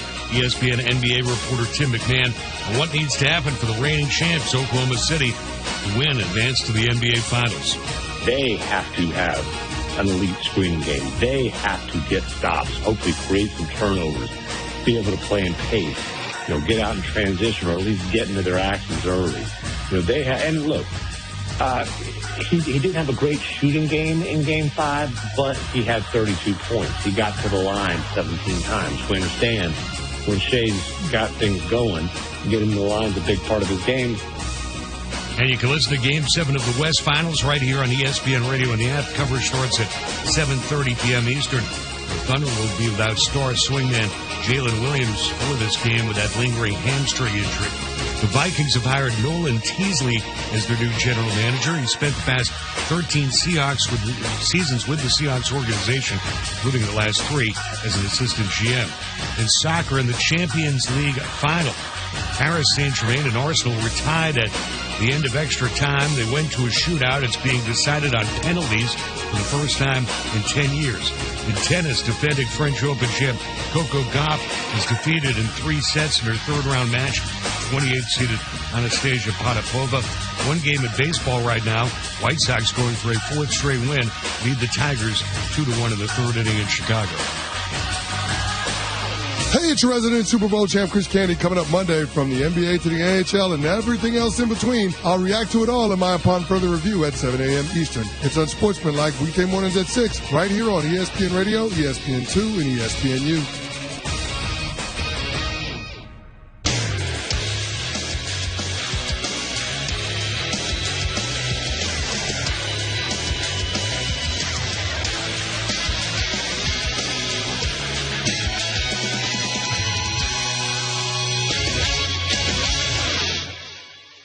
On the court, behind the scenes, and inside front offices across the NBA, this is Brian Windhorst and the Hoop Collective Podcast. Hello and welcome to the Hoop Collective Podcast. We talk about the NBA, which we're doing just after midnight on Friday morning. Joining me from New York City, where he was covering the blow-by-blow of the lottery reform today, and I'm sure loving every minute of it, Tim Bontemps. Hello, everybody. Is it true that your son, Dorian, made his debut on an NBA Zoom today to ask questions about the lottery reform? I don't know if it was his debut, but he was on the Zoom, and he didn't fall asleep. and he didn't cause a ruckus. So I'll take that as a win. I think I would have fallen asleep. All right, joining us from San Antonio, where he always causes a ruckus, where the Spurs forced Game 7 with a 118-91 victory. There the Thunder are scoring back in the double digits again. And we will have Game 7 in this series, and headed back up I-35, just kidding, is Bam McMahon. Howdy, partners. Making my way back to Bricktown. The question is, will it be the last time this season? We shall see. Certainly, this series has had wild swings from game to game. I don't know that this butt whooping that the Thunder took tonight will carry over, but it was a pretty thorough butt whooping. Well, let me just say that I think it was a really smart thing for the Spurs in their game plan to hit 8 3-pointers in the first quarter. And it was still a game at halftime. It was still a game at halftime despite that. That's the thing, Matt. Look, you were there. You were feeling it. I want you to describe it. But in the second quarter, the Spurs were playing with incredible emotion, like bordering on bubbling over. Just because you could tell the passion, their crowd was into it. They were, they don't like the Thunder. They got, Carter Bryant is throwing blocks in the back, and Devin Vassell is trash talking up Chet Holmgren's face and all this stuff. And I thought the Thunder, as is their style, completely maintained their composure and just slowly got some stops and methodically got back into it. McMahon, I don't know about you. I did not see a 20-0 run coming in the third quarter. No. And like you said, the Spurs shot the lights out early on. And I think, and OKC had a chance to make it a one-possession game there at the end of the second quarter. But still, a single-digit game going into halftime, considered how hot the Spurs were shooting the ball early on. The Thunder went to the locker room feeling pretty good. They might as well have just stayed in the locker room, though, because they got completely just dominated and humiliated in the third quarter. And this is the second straight time that they've had a really poor offensive performance here in San Antonio. That's part of it. Shea is in statistically the worst shooting funk over these last 4 games that he's had since he's Shea's in hell. Star. Yeah, Shea's in hell. Shea's in hell. And and Stephon Castle and Victor Wembanyama have put him in hell. They can call it Area 51. I call it hell. I was going to say, Area 51, hell. It ain't a place. That's a good slogan for it. They should steal that from you, man. It ain't a place that's fun to be. I asked him about it, and he basically said, hey, I'm taking shots that I've been taking. Essentially said, at this point, I got to trust my work. I got to trust my game. I got to trust who I am. It's too late in the season to try to change and, live and die by it. But they need a bounce-back game from Shea in Game 7. And quite frankly, I don't know if Jalen Williams, J-Dub, should be on the floor in Game 7. That's a real conversation that I want to have in a second. Let's focus more on the game, but the whole theater around him playing. I thought that the Spurs checked the boxes tonight. And what I mean by that is they didn't put the Thunder on the line, which, by the way, the Spurs have way more free throws in this series than the Thunder. As did the Lakers in the last series. Right. Coming into this game, the Thunder were 11th in free throws per game out of the 16 playoff teams. But really, when it says don't put guys on the line, it really means not put Shea on the line. Shea took 3 free throws tonight. Right. And he was 6 of 18 from the floor. And I didn't feel like it wasn't like, I thought the Carter Bryant play was a 15-yard penalty in Texas, but I was a little surprised that wasn't a flagrant. It wasn't like the officials were. I didn't feel like they were letting the Spurs commit hand. If the Spurs are allowed, there's all this talk about how the Thunder play defense. The Spurs do the same thing, and if the Spurs are allowed to be physical, they have an advantage because their guys are huge and athletic and fast and big and strong. And I'm not saying like you, I didn't think the game was poorly officiated, but if the game is going to be called in a way where both teams can be physical, that's an advantage for the bigger, stronger team, which is what the Spurs are. My only issue with the officiating was really a pretty short crew. An extremely short crew. Jesus Christ. A couple guys who were 5 foot single digits out there. But no, the officiating was not a factor in this game. The Thunder shot 37% from the floor, 25% from 3-point range. You're not going to win games doing that. And then, the Spurs, they cooled off, but like they came out lighting up. But dude, the Thunder scored 13 points in the third quarter. There was a 20-0 run in the third quarter. That's when this game it disappeared. Mm-hmm. By a couple minutes left in the third quarter, I'm booking a flight to get back to OKC. It was a lot like Game 4, where, Game 4 really got away in the final minute of the first half and then the start of the third quarter. This game, it was the third quarter. It was the same thing. You get to halftime, you're thinking, man, in Game 4 it was through 23 minutes. Through this game, it was through 24 minutes, thinking, hey, the Spurs are kind of all over the place. They're a young team playing with a lot of emotion. You could see it throughout the game, and Brian mentioned that in group chat. I thought he was right. Like, the Spurs were running hot, which sometimes is good and sometimes is bad, and the Thunder seemed... It's not always good in the second quarter. Well, no, but I just mean, like, their emotion, they're an emotional team, and they tend to ride that positively a lot of the time, but sometimes you can get the better of them. But the Thunder seemed cool, calm, and collected and in a pretty good place going into halftime, and like you said, man, they came out in the third quarter and just got absolutely trucked. And, for as great as the series started, it has kind of just swung back and forth in pretty lopsided games the last few games. We'll see if Game 7s tend to be ugly and close. We'll see if Game 7 of this series will be. But I remember Game 7 against the Nuggets last year. It was ugly. Yeah. It wasn't close. It wasn't close. Game 7 against the Pacers, unfortunately, the memory that will always be seared in your mind from that was Albert going down. It was closer than anybody in Oklahoma City wants to admit. There was a stretch in the early fourth quarter where there was a little tightening of the home team's performance. That's right. It wasn't a runaway. Well, and listen, we'll see. We will see if the Thunder's experience pays any dividends in Game 7. They won a couple of them last year. Obviously, this is the first go-round for the Spurs in this situation. But the Spurs ain't scared of the bright lights. I can promise you that.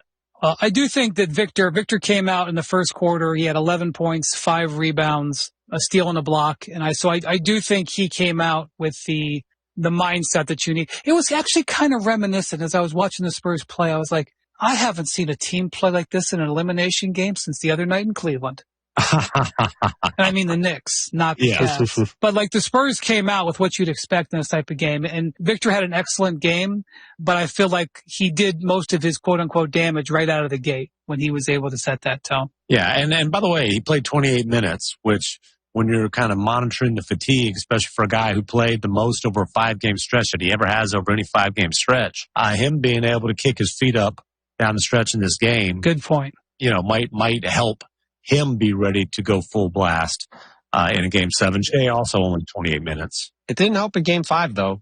So, that has been kind of the weird thing about the series is his energy has really gone up and down from game to game. I agree. And even in this game, like, obviously, when we've talked about it, when his three-pointer's going in, like, good luck, generally, right?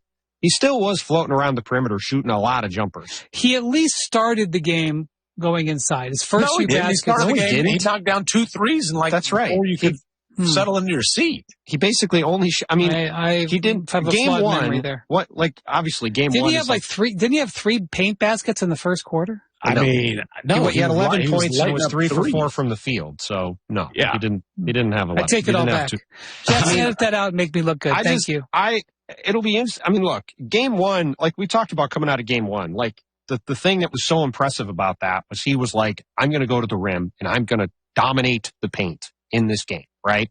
And like, he hasn't really done that to quite the same degree the last 4 games in particular. And it will be fascinating to see how he comes out in Game 7 because he's mostly just floated around the perimeter the last few games. And look, he might come out and hit 6 threes and it might not matter in Game 7. Like he could easily go crazy from the perimeter and their guys could hit shots and they could win. I'm not saying they can't win that way, but he has steadily drifted out to the perimeter as the series has gone on. Maybe some of that's because Isaiah Hartenstein's on him. Maybe it's other things, but that is going to be something to watch in Game 7 for me is like, can he establish an inside presence early on? Because if this is a low-scoring slugfest, which is my guess is what it's going to be, like, the more of him at the rim, I would say the better for the Spurs. This is Brian Windhorst and the Hoop Collective podcast. You can listen or watch the Hoop Collective on YouTube or wherever you get your podcasts. More from the Hoop Collective podcast coming up next.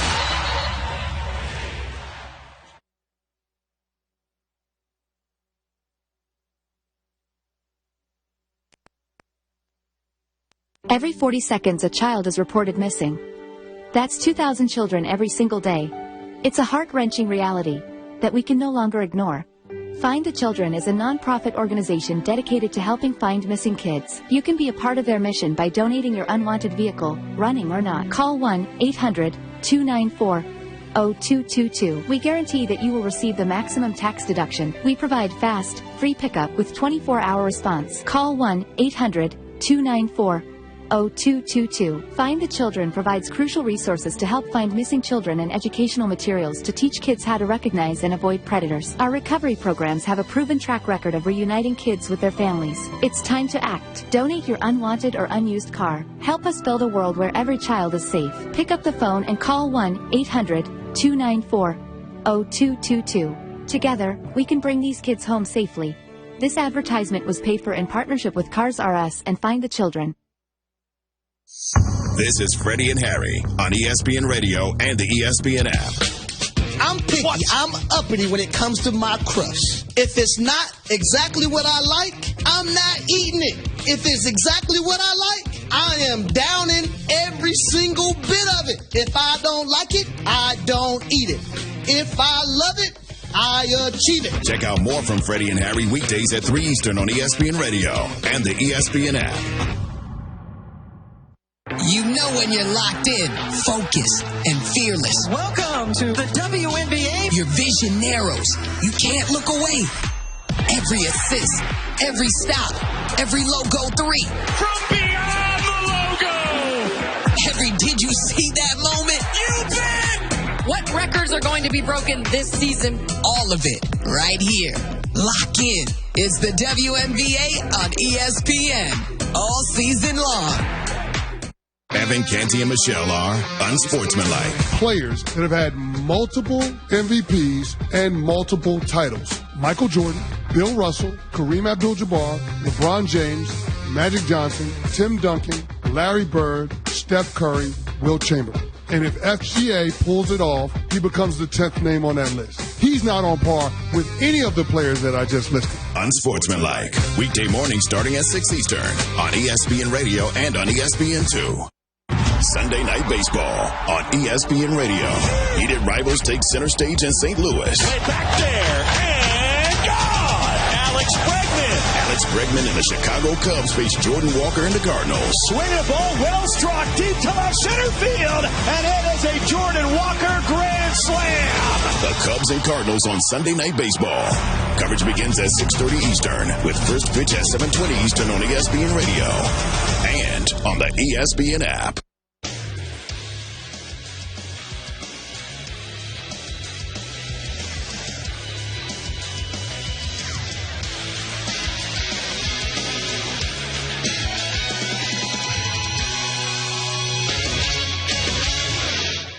This is Brian Windhorst and the Hoop Collective podcast. By the way, could this be a situation? Obviously, we've got to see how Game 7 plays out. Could Victor Wembanyama be the conference finals MVP and the Thunder advance to the finals? I hadn't thought about that. You're the voter, not us. At this point, I think it's a serious consideration. Maybe Shea comes out. What if Caruso has a big Game 7? Yeah, Caruso right now, if the Thunder win, Caruso would be my selection for, I'll say this. I think Caruso's been the Thunder's MVP in the series. Victor's clearly been the best player in the series. Now, could Shea come out and have just a masterpiece of a Game 7 and wipe away everything I just said? Absolutely. But I depending on how Game 7 plays out, I could see the Spurs going home and Wemby having an MVP trophy as a consolation prize. I'm sure he'll be very excited about that. I mean, I voted for Jimmy Butler a couple of years ago when he lost in a series. Got a lot of grief for it. I remember that. So you remember that, McMahon? I gave him hell for it. Yes, you did. That was when he had that 46 points in Game 6 in Boston, right? And then they came down to Miami and they almost blew it at the end. I think there was a 3 in the air. Yeah, Jimmy took that 3 on the wing. Yeah. But like midway through the fourth quarter, I'm sitting with Bontemps and he's like, hey, what do you think about me voting for Jimmy? I was like, hey, man, you do you.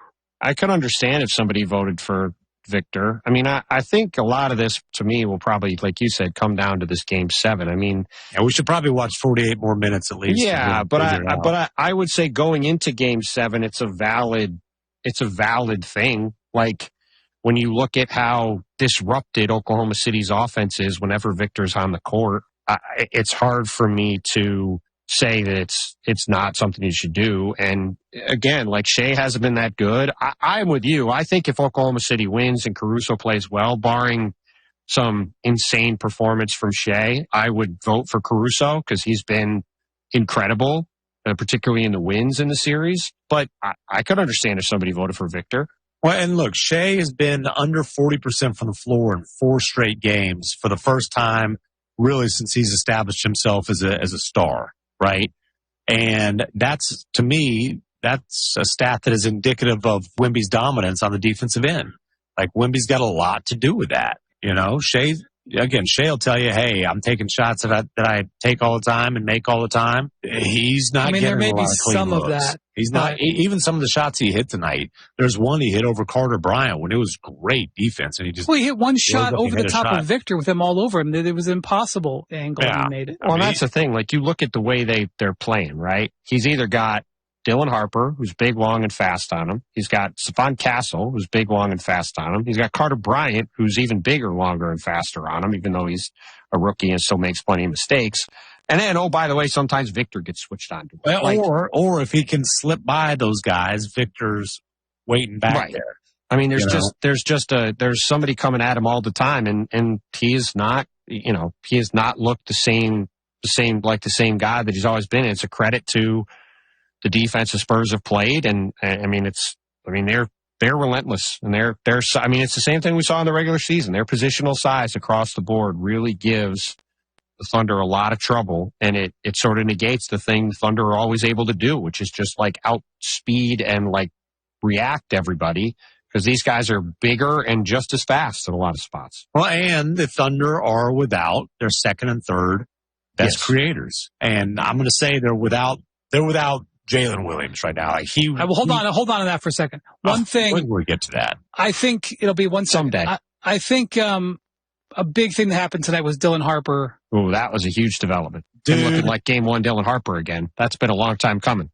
Yeah, Dylan Harper, Stephon Castle, and Victor Wembanyama, they're going to be together for a long, long time. I don't know if they'll end up hanging banners in this arena. I bet they will, but they'll damn sure hang some banners. This one's going to be around. The new arena is not going to be built till like 2031, right? I think 2030 is when it's opening. Oh, okay. I would bet on them hanging at least 8 banners. Will the new arena have working Wi-Fi? I sure as hell hope so. Will the new arena have bats? Well, it's not going to be down by the rodeo, so hopefully the new arena have banners won't be hanging in the new arena. No. Will the new arena have air conditioning? I'm pretty sure it'll have air conditioning. Yeah. It is going to be new. More Hoop Collective podcast after this.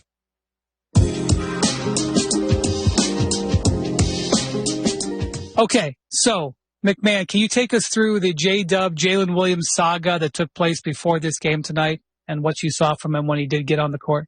Yeah, and so we got a little whisper that he was on the active roster, but that doesn't necessarily mean he'll be in uniform, right? It just kind of leaves open the possibility. And then what had happened the previous 3 games is he went through his little pregame, and then, after that wrapped up, 45 minutes left on the clock, that injury report comes out and he's ruled out. Well, this one, he was still questionable. 30 minutes, still questionable. Okay. The starting lineup comes in. He's active, but the starting lineup's the same. So, report that. And I'm checking with people and I'm told, hey, he's still questionable. It's not been determined that he's going to play. Layup line start, I don't know what, 17 minutes on the clock, whatever, something like that. He's not out there. The other 12 active guys are out there. He doesn't come out for the layup lines until there's 5 minutes left on the clock, but he's in uniform. Okay. Comes out, hey, then he's officially ruled available, not the starting lineup. And then there was, I was wondering, like, is this decoy? Is this like gamesmanship? He finally checks in as the 9th man with like 4 minutes and change left in the first quarter. It didn't go well, man. It didn't go well. has a turnover where he just kind of boots the ball out of bounds. It didn't look like he was moving well. He wasn't really involved. It looked like a guy who he hadn't been through a return to play protocol. And he looked like a guy who had no rhythm, no burst, and frankly, no business being on the floor. And that didn't change. The guy played 10 minutes. He had a point, a assist, or I guess an assist to be grammatically correct. He had 1 foul, 2 turnovers, and was 0 for 1 from the floor, missed a 3 badly. They were minus 18 in his 10 minutes. I mean, frankly, I understand, like, giving it a go. I think there's got to be some serious consideration to whether, even if he feels like he can go in Game 7, I don't know if you put him out on the floor with zero rhythm, without any burst. There was one, I think it was a turnover where or maybe he passed out of it, but he went to try to explode at the rim and just had no kind of lift. I don't know, man. And then, look, we called out Victor Wembanyama for not talking post-game the other night. These circumstances are a lot different. But J-Dub did the little backdoor cut thing. I think this was when Shea was talking. I'm not absolutely certain of that. It might have been Caruso at the podium. But I was in the podium room. They brought Case and Wallace to talk to the group. The group goes to Case and Wallace, and he did the backdoor cut out the door and off into the night. So, I understand. I can imagine how frustrated he is. Wasn't anything even remotely close to being himself tonight. It was also the first time that he came off the bench since December of his rookie year, December of 2022. But, hey, in fairness, if we're going to call Wembanyama out for not talking after he has a dud, different circumstances, but same thing for Jalen Williams tonight. More concerning, though, is just that in his return, he did not look anything close to being ready. So now what do you do?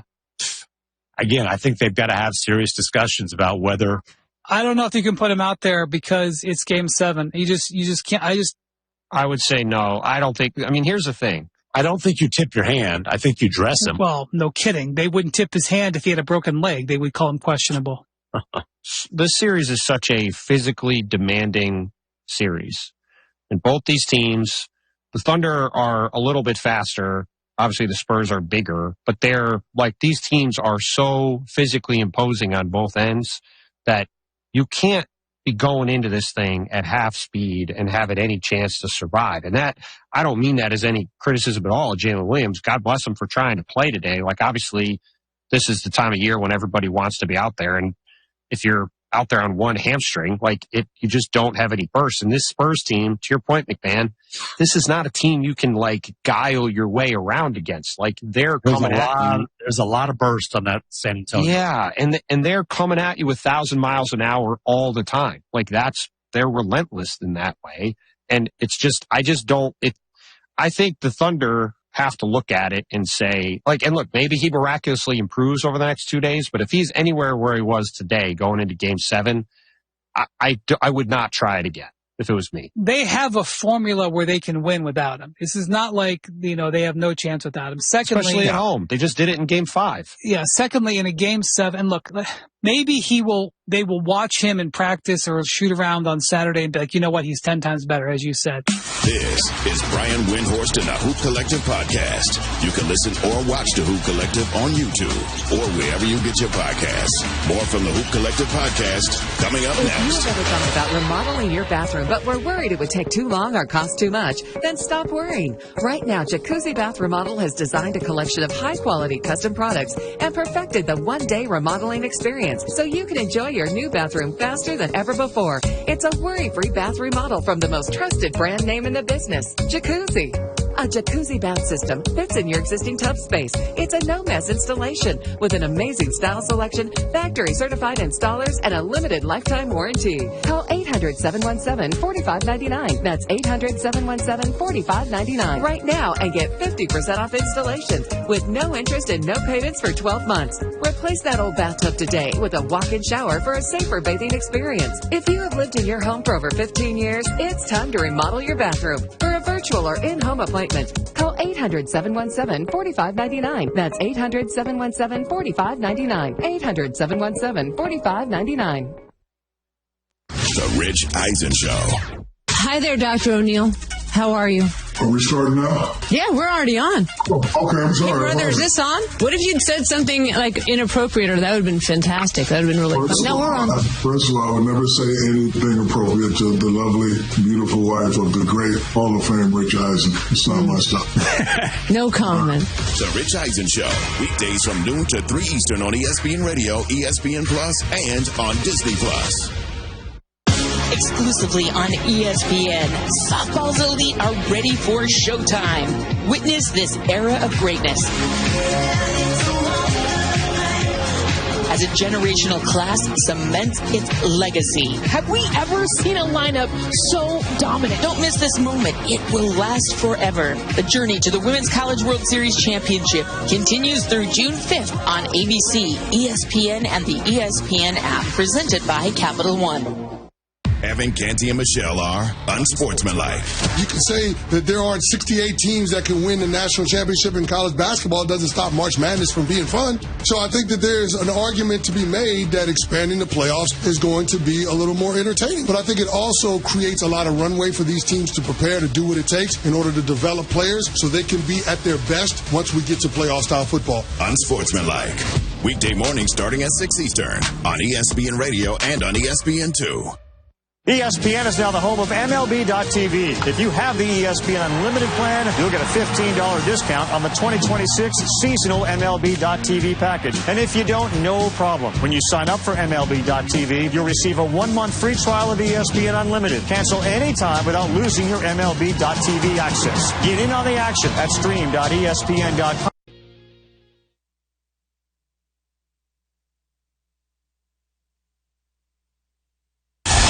This is Major League Baseball on ESPN Radio. Back some more near the wall, jumps, and he made the catch. Swinging a ball, ripped to right. It is way back. It is gone. Swing and a miss. He struck him out. Back at the wall. We are tied. It is gone. Here's the throw to the plate. On a hop. Tag. Out at the plate. Swing and a miss. 10 strikeouts. Swing and a drive. Right field. On its way. Gone. Ball game.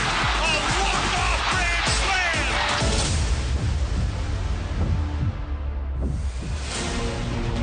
Coming up, a Hall of Fame pitcher weighs in on a fascinating NL Cy Young race. A breakdown of Pirates star rookie Connor Griffin's first 2 months of his big league career. And which side might blink first in CBA talks. Baseball Tonight is next. News, notes, and analysis. This is Baseball Tonight on ESPN Radio and on the ESPN app. Now, here's Christine Lisi. Hello and welcome in. Thanks so much for joining us on this final Saturday of May as we get you ready for the Twins and Pirates. In last night's series opener, 23-year-old right-hander Jared Jones made his return to Pittsburgh's rotation, his first start since missing more than a year after undergoing right elbow surgery last May. He allowed 5 runs on 7 hits in 4 1/3 innings. Twins and Pirates combined to score 10 runs in the first 3 innings, and then nothing until the bottom of the 9th. Rogers delivers. Drive to left field. This is going to do it. Walk it off. Brian Reynolds. Oh, baby. Brian Reynolds clears the deck. Anchor down. B-Ray. Pirates win it on a Friday night in the Berg. Final call on Sports Radio 93.7 The Fan. That blast by Brian Reynolds in the 6-5 victory. His second career walk-off hit, home run I should say. First Pirates player to have a walk-off homer the last 2 seasons. O'Neill Cruz 1 for 3 with a home run. His 450-foot blast, his 8th 450-foot home run all over the last 3 seasons. That's the 3rd most in Major League Baseball over that span, behind a pair of league MVPs. That would be the Yankees' Aaron Judge and Dodgers' Shohei Ohtani, who each have 10. Inside the Numbers, brought to you by My Computer Career, training for a better life. Now let's send it to Pittsburgh and a preview of today's game. Alongside ESPN baseball analyst and former Major Leaguer Doug Glanville, here's our Mike Cousins. Christine, good afternoon on a pristine day here in Pittsburgh with a view of the Roberto Clemente Bridge, the Allegheny River, which leads into the beautiful oasis of PNC Park for Game 2 of this series. And yesterday was a high-scoring game that had not one but two home runs into the Allegheny River over the right field wall. The most important one, Doug, though, was Brian Reynolds' walk-off bottom of the ninth inning as the Pirates won 6-5. Pittsburgh has never been better than 5 games above 500 since the 6th game of the season, but they also haven't been under 500 since March 31st. They're a very talented team that's trying to work its way through injuries right now and figure out essentially, can they get their pitching squared away, because the offense has been really good. You know, they really have, and it's interesting to hear you talk to Don Kelly, their manager, and just how they're trying to shift that culture, because after you have years where you're rebuilding, you don't want to get sort of seep into the organizational philosophy of like, oh, here we go again. It's much more about like, hey, you know, we have talent, we're good, and they're showing some really impressive numbers. You know, home runs, they're hitting the power game. They have young players like Connor Griffin. They have all these talented players coming together, and then they added the pieces, sort of the veteran guys, to kind of bring some more culture around that experience. So it's a fun team to watch because they're getting the run score and they're showing the offense. And you know, when you have Paul Skeens on the pitching side, you have a lot of optimism with that. He has strangely taken a loss each of his last 3 times out, but they've got Mitch Keller, a tried and true veteran, on the mound today. Bailey Ober gets to start for the Twins in a situation you rarely see. 8 managers were fired around Major League Baseball last year. The only one who was hired to a new job this year as a manager is Derek Shelton, leading the Twins, who for the last 5+ seasons was the manager here in Pittsburgh. And they've made some changes as of late. Brooks Lee moving over to third base from shortstop. They do have some prospects they could bring up, and I think they're merging eras right now. Byron Buxton is on the, let's say, back 9 of his career, trying to get healthy again. He's only DHing right now, but still a power threat every time he steps up to the bat at the top of their lineup. Yeah, and with the Twins, you have to mention Buxton because this is the franchise player. This is a guy that's committed his career to Minnesota, and he's had his share of challenges because of the injuries. I mean, he used to spend every offseason rehabbing. I mean, that was just the standard, and it was hard for him to stay healthy. He's still battling it. He's found ways to ease up to be able to at least DH. But you're talking about a guy who has the all-time record in terms of stolen base percentage. I mean, he just does a lot of things so well on the home run leaderboard as well. So if he's healthy and they build around him, this is a team that shows why every few years they find a way into the playoffs. Each of these teams within 4 games of the 500 mark. Pirates were a winner yesterday on a walk-off home run, and we'll see what fireworks await today here at PNC Park for the Twins and the Pirates. This is Baseball Tonight on ESPN Radio and the ESPN app. I'm Christine Lisi. The Twins, third in the American League Central, come into today's matchup trying to snap a 3-game losing streak. Skipper Derek Shelton talked earlier today with Doug and Mike.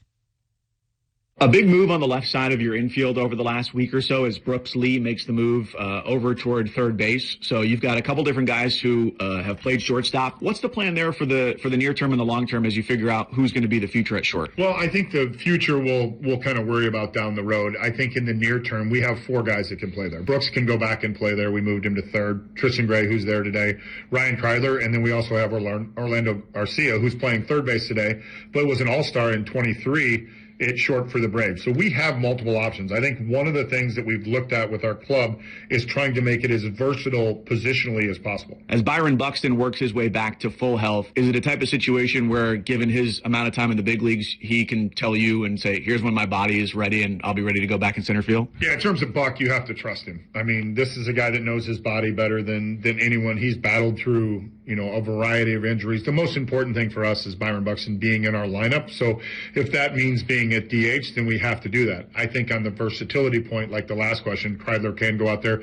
Cody Clemens is a baseball player. I think everybody attaches to like the last name and who his father was, but this kid is a really good baseball player. He's actually a second baseman that plays first and has played first at a really high level. With the way he's swinging the bat right now and his functionality, it was, I asked him the other day, I was like, hey, have you ever played center? And he's like, no, but I'll do it. He's played both other corners and he's done a nice job out there for us. We're here in Pittsburgh, so you have a lot of history here. Talk about the transition from Pittsburgh than the renewal in Minnesota and like what you're bringing with you now? Well, I think kind of a clearer mindset. I really appreciated the 5+ years that I spent here and appreciate these fans in this city and especially this ballpark because it's one of the most beautiful ballparks in the country. But I think when you have the ability to step back, you have that renewal or refreshness in terms of how you communicate with your players, what the expectations was, and just paying attention to details.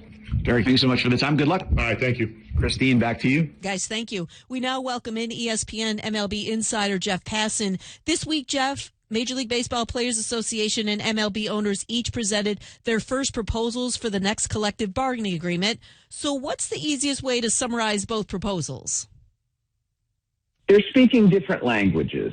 And that's not surprising at this point, Christine, because for a long time, Major League Baseball has telegraphed that it's going to make the first hard salary cap and floor proposal to the Players Association since 1994. And, there's been this air of discomfort in that time because anybody who understands baseball history knows that 1994 was the year that the World Series was lost to a strike. Now, that's not going to happen this year because there's a December 1st expiration of this particular contract, but the likelihood of a lockout at that point is very strong because while the league is talking one language in salary cap, the union, the players, they like the system that exists right now. They like the status quo. They think that it's good for the game, and their argument is if things are so bad, then why is the game going so well? So you have these fundamentally opposed points of view, and there frankly is just not a lot right now that when the two sides look at where the other is at, gives them belief that they're going to be able to bridge a gap anytime soon. The union's always had that no-cap philosophy, Jeff,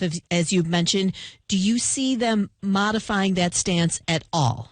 No, I do not. And here's the thing. I think the fundamental opposition to the cap is something that's so deeply rooted in the Major League Baseball Players Association. And, it's almost become their raison d'etre. It's what animates them. It's what gives them identity because NFL, cap. NBA, cap. NHL, cap. Mm-hmm. All the other sports have salary caps, and I think Major League Baseball, while acknowledging that there are some scenarios in which a cap could make more sense. No, they're never going to say that publicly, but, if the revenue split were so excessive that, it would just enrich players that much more, maybe a cap would make sense. But MLB's not going to give that to them. I think the union looks at it in a very simple way, that as much as Major League Baseball says this is for purposes of competitive balance and to lessen the gap between the Los Angeles Dodgers and New York Mets at the top and the Cleveland Guardians and Miami Marlins and other at the bottom. At the end of the day, the motivation behind a lot of this is that owners see the franchise values in Major League Baseball, generally speaking, lagging behind those in the other three sports. And the MLB owners believe that the cost certainty that the cap provides makes it a much more attractive investment for potential buyers down the road. Which side would blink first?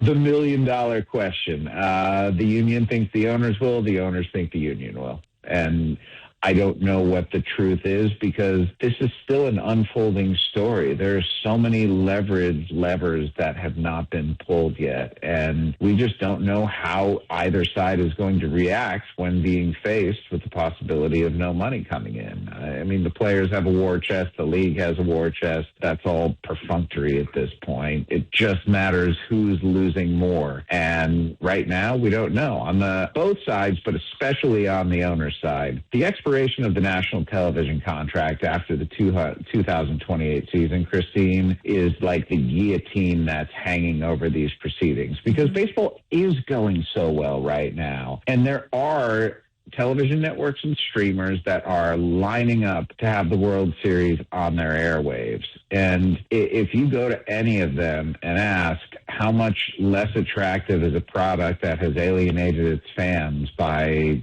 missing games for reasons that are purely financial, they're going to say a lot. So MLB right now and the union, they're playing a game of chicken with their most valuable asset, which is their national television rights. And that, to me, at the end of the day, is what's going to force a deal to get done and games not to be missed. Jeff, thanks so much. Christine, thanks for having me. Our Jeff Passan, ESPN MLB Insider, built by the Home Depot, how doers get more done.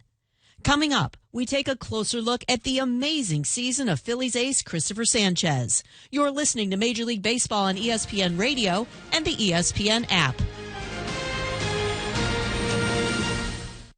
When you manage procurement for multiple facilities, every order matters. But when it's for a hospital system, they matter even more. Grainger gets it and knows there's no time for managing multiple suppliers and no room for shipping delays. That's why Grainger offers millions of products in fast, dependable delivery, so you can keep your facility stocked, safe, and running smoothly. Call 1-800-GRAINGER, click Grainger.com, or just stop by. Grainger, for the ones who get it done. I like things my way. My coffee, my schedule, and my treatment. So I talked to my doctor about self-injecting with the Vyvgart Hytrulo pre-filled syringe, which contains efgartigimod alpha and hyaluronidase QVFC. It's injected under your skin, subcutaneously. It means I can inject in my space, on my time. It's my treatment, my way. Visit VyvgartMyWay.com. That's VYVGART myway.com. And talk to your doctor about Vyvgart Hytrulo. Brought to you by Argenix. Turin, Italy. History built this city. Now a new story begins. The first ever premium live event to be held in Italy. High stakes, high pressure. This is what we call must see.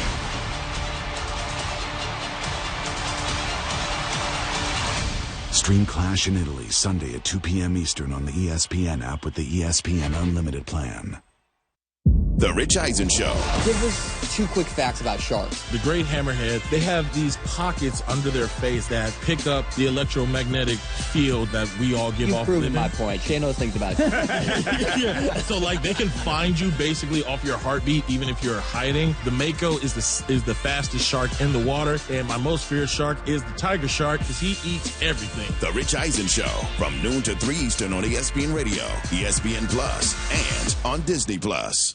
Evan, Canty, and Michelle are unsportsmanlike. Little Big League or Rookie of the Year? Which movie do you like better? Can I take option C? The Sandlot. You can't take option C, Smalls. Sandlot's not 2 options. The Sandlot's going to win every single time. These two are always compared. Everyone relax. There are 2 soft drinks that are always compared to each other. If I do would you take this one or that one? You can't take a third. I'm a root beer guy. Unsportsmanlike. Weekday mornings starting at 6 Eastern on ESPN Radio and on ESPN2. This is what everyone's talking about. Everything's on the table. This is what champions come to take. This is what everyone came to see. And the slam! No do-overs. No second chances. No more Mr. Nice Guy. This is winner take all. And it's all happening now on the home of the NBA Finals. Don't miss it. June 3rd on ABC and the ESPN app. Sunday Night Baseball on ESPN Radio. Heated rivals take center stage in St. Louis. Way back there, and gone!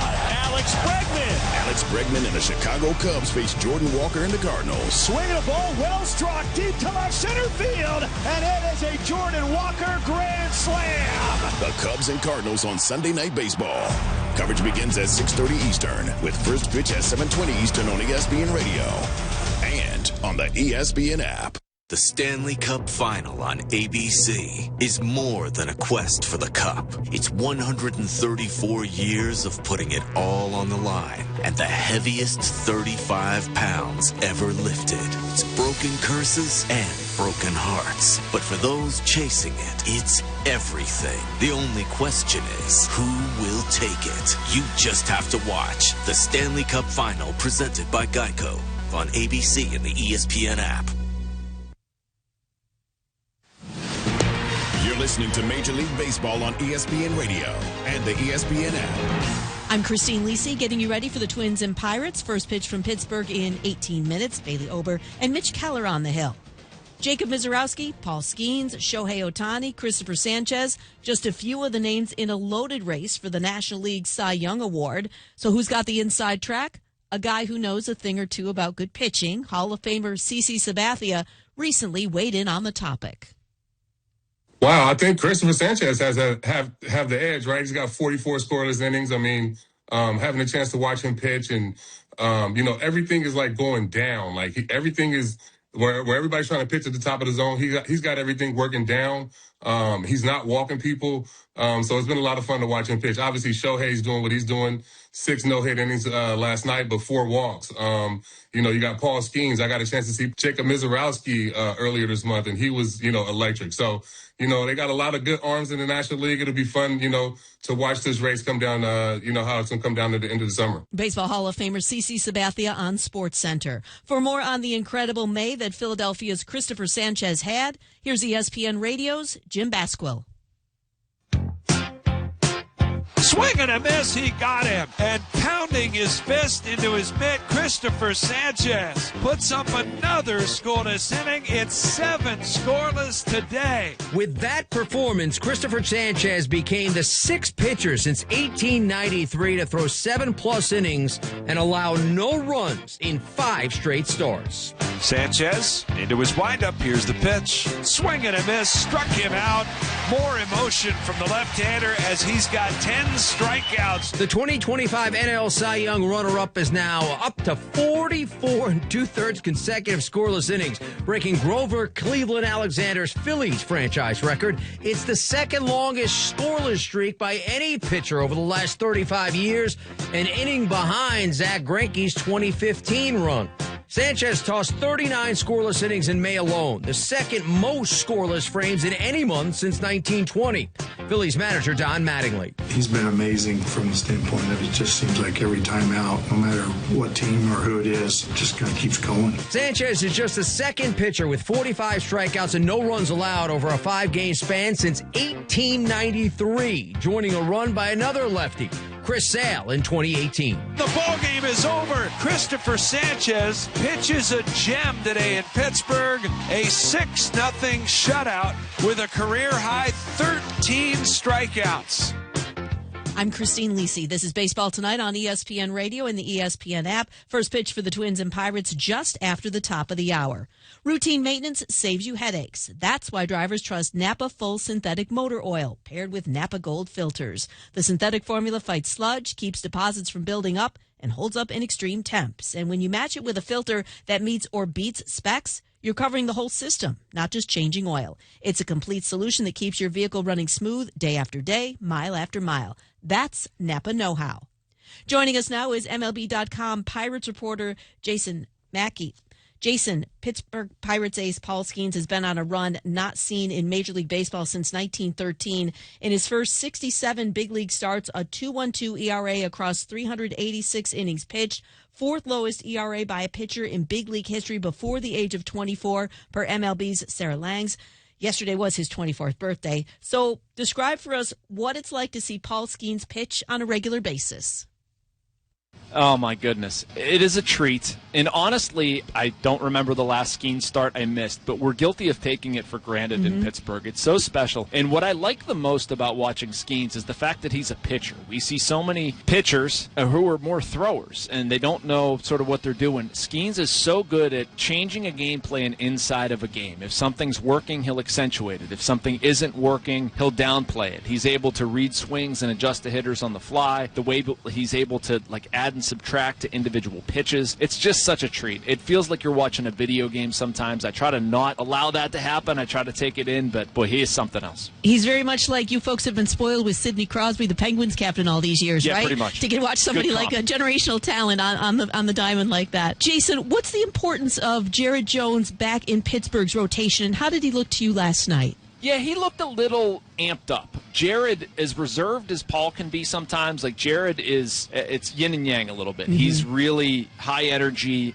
He looked like somebody who was putting a lot of pressure on himself, just a little jittery. Obviously hadn't been out there since September 2024. He'll be fine. The velocity's there. He was actually more of a 4-pitch guy than he was previously. Before, he was more just 4-seamer slider, but he used his changeup and curveball a little bit more last night. And his importance to the rotation, I mean, the Pirates are built on young pitching, and he's another arm in that stable. And sort of not a problem for the Pirates, but just a concern is the innings totals that some of these young guys are going to experience. Braxton Ashcraft, for instance, he's been really, really good, but his innings total is high. It helps them space out some of their arms. Obviously, he's an elite talent, that's somebody they're going to be counted on for results, but it's just another young arm that they're excited about, electric stuff, and trying to configure that pitching staff. It's not perfect right now. They have a guy, Carmen Majinski, who had a 3.76 ERA. They just moved him to the bullpen. He's not terribly thrilled about it. We'll see how it plays out, but it's just a part of that depth that the Pirates have cultivated. Now, O'Neal Cruz, no doubt about the fact he can hit. He belted another long home run last night. Center field, though, sometimes an adventure for him.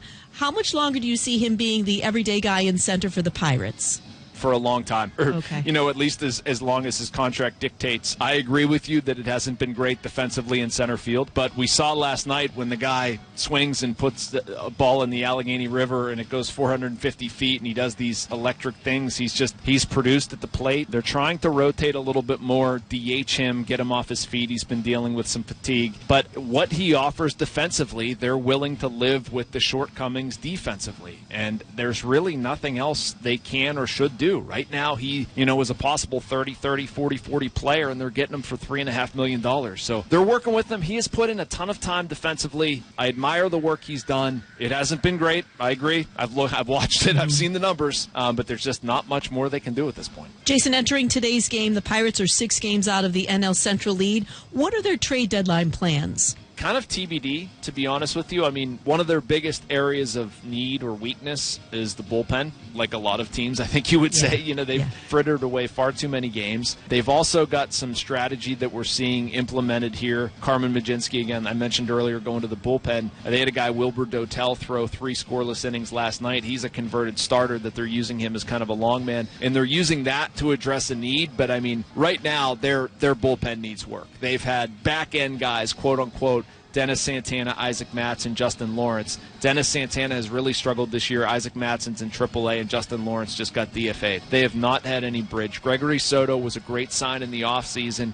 He's been fantastic, but other than that, they've lacked long guys and they've lacked leverage guys. So, I mean, if the trade deadline were tomorrow, the Pirates would be reliever shopping, no doubt. Jason, thank you so much.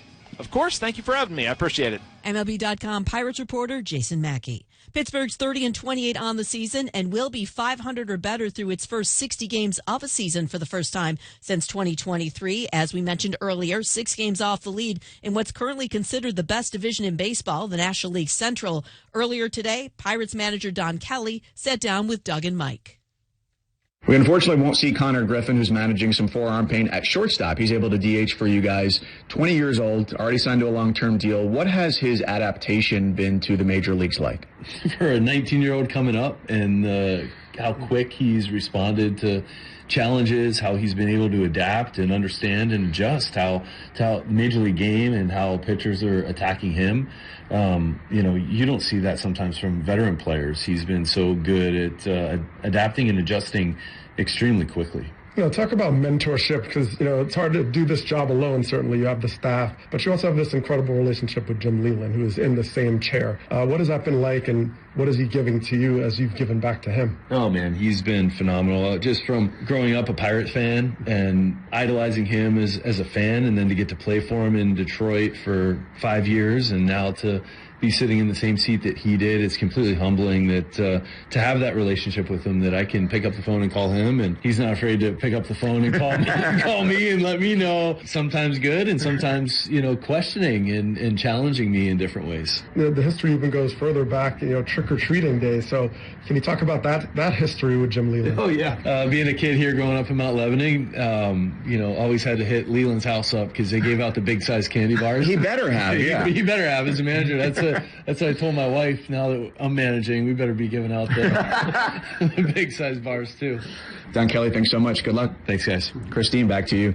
Guys, thank you. Coming up next on Baseball Tonight, the Pirates seek a 5th win in 8 games. This is Major League Baseball on ESPN Radio and the ESPN app.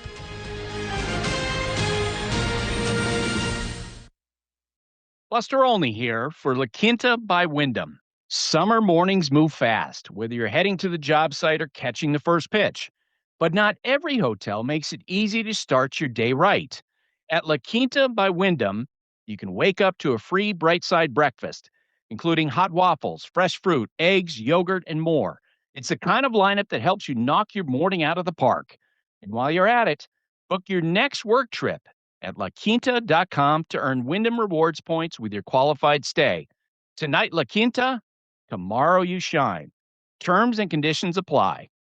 Ian Fitzsimmons here, and I'm going to be brutally honest with you. I was skeptical about ordering plants online. Like, this is actually going to show up alive at my house. But after my wife and I ordered from Fast Growing Trees, convinced. They have this thing down to a science. They've built a whole system to protect your plants until they arrive. They even have a lab where they test against cold, heat, humidity, you name it, any condition, they've got it. And they thrive. We couldn't believe how good our plants looked when they arrived at our doorstep. And everything showed up exactly how we expected. A perfectly healthy plant that was easy to unbox and ready to go. Every order is backed by their Alive and Thrive guarantee. And you'll get ongoing support from real, knowledgeable experts. They have unbelievable deals on spring planting essentials, and right now, you can get an additional 20% off your first order with the code SPORTS at checkout. That's 20% off at fastgrowingtrees.com with the code SPORTS. Terms and conditions apply. Again, that's fastgrowingtrees.com, code SPORTS. Knock, knock, Capital One Bank guy. Wow, Charles Barkley? I just moved into the neighborhood. Can I borrow some Wi-Fi? Sure, Chuck. That's what the Capital One Cafe is here for. Open 7 days a week. Oh, can I use your ATM? My dog walker only takes cash. Anything for a neighbor. Can I try the catchphrase? Sure. Take it for a spin. There's no fees or minimums on Capital One checking accounts. Nice, Chuck. I'll take it from here. Capital One. What's in your wallet? Terms apply. Visit CapitalOne.com/bankguide for details. Capital One and name member FDIC. Harry Douglas here to tell you about Confetti Craze 5-Hour Energy. It tastes just like the best birthday cake ever. Vanilla, buttery, frosting vibes. It's basically a party in a bottle. Confetti Craze makes it easy to turn any day into a party with its delicious birthday cake flavor and big birthday energy. And here's the best part. All cake, no sugar. I bring these tiny bottles everywhere to cakeify my day with tasty caffeine boosts. The Funfetti flavor is back on 5hourenergy.com or on Amazon. Crack open a Confetti Craze 5-Hour Energy shot today.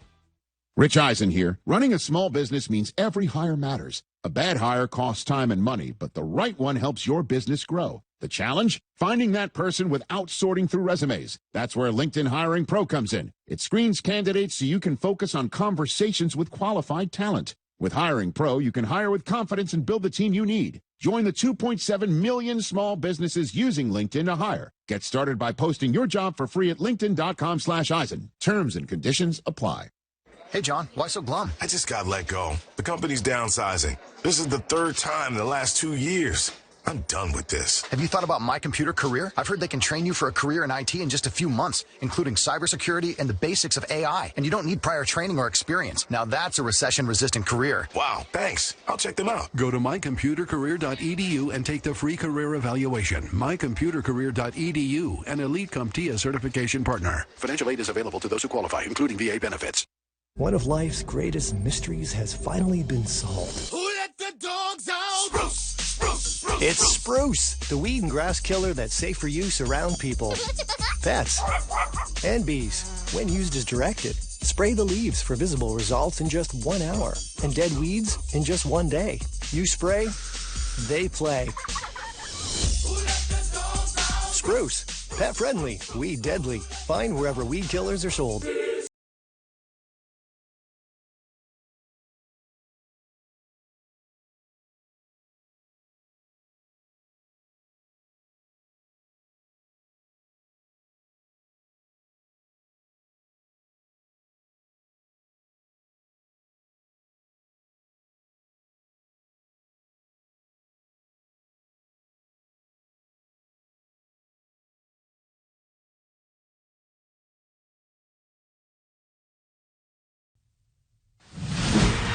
This is Major League Baseball on ESPN Radio and the ESPN app. I'm Christine Lisi. Let's pause 10 seconds for station identification. You're listening to Major League Baseball on ESPN Radio and the ESPN app.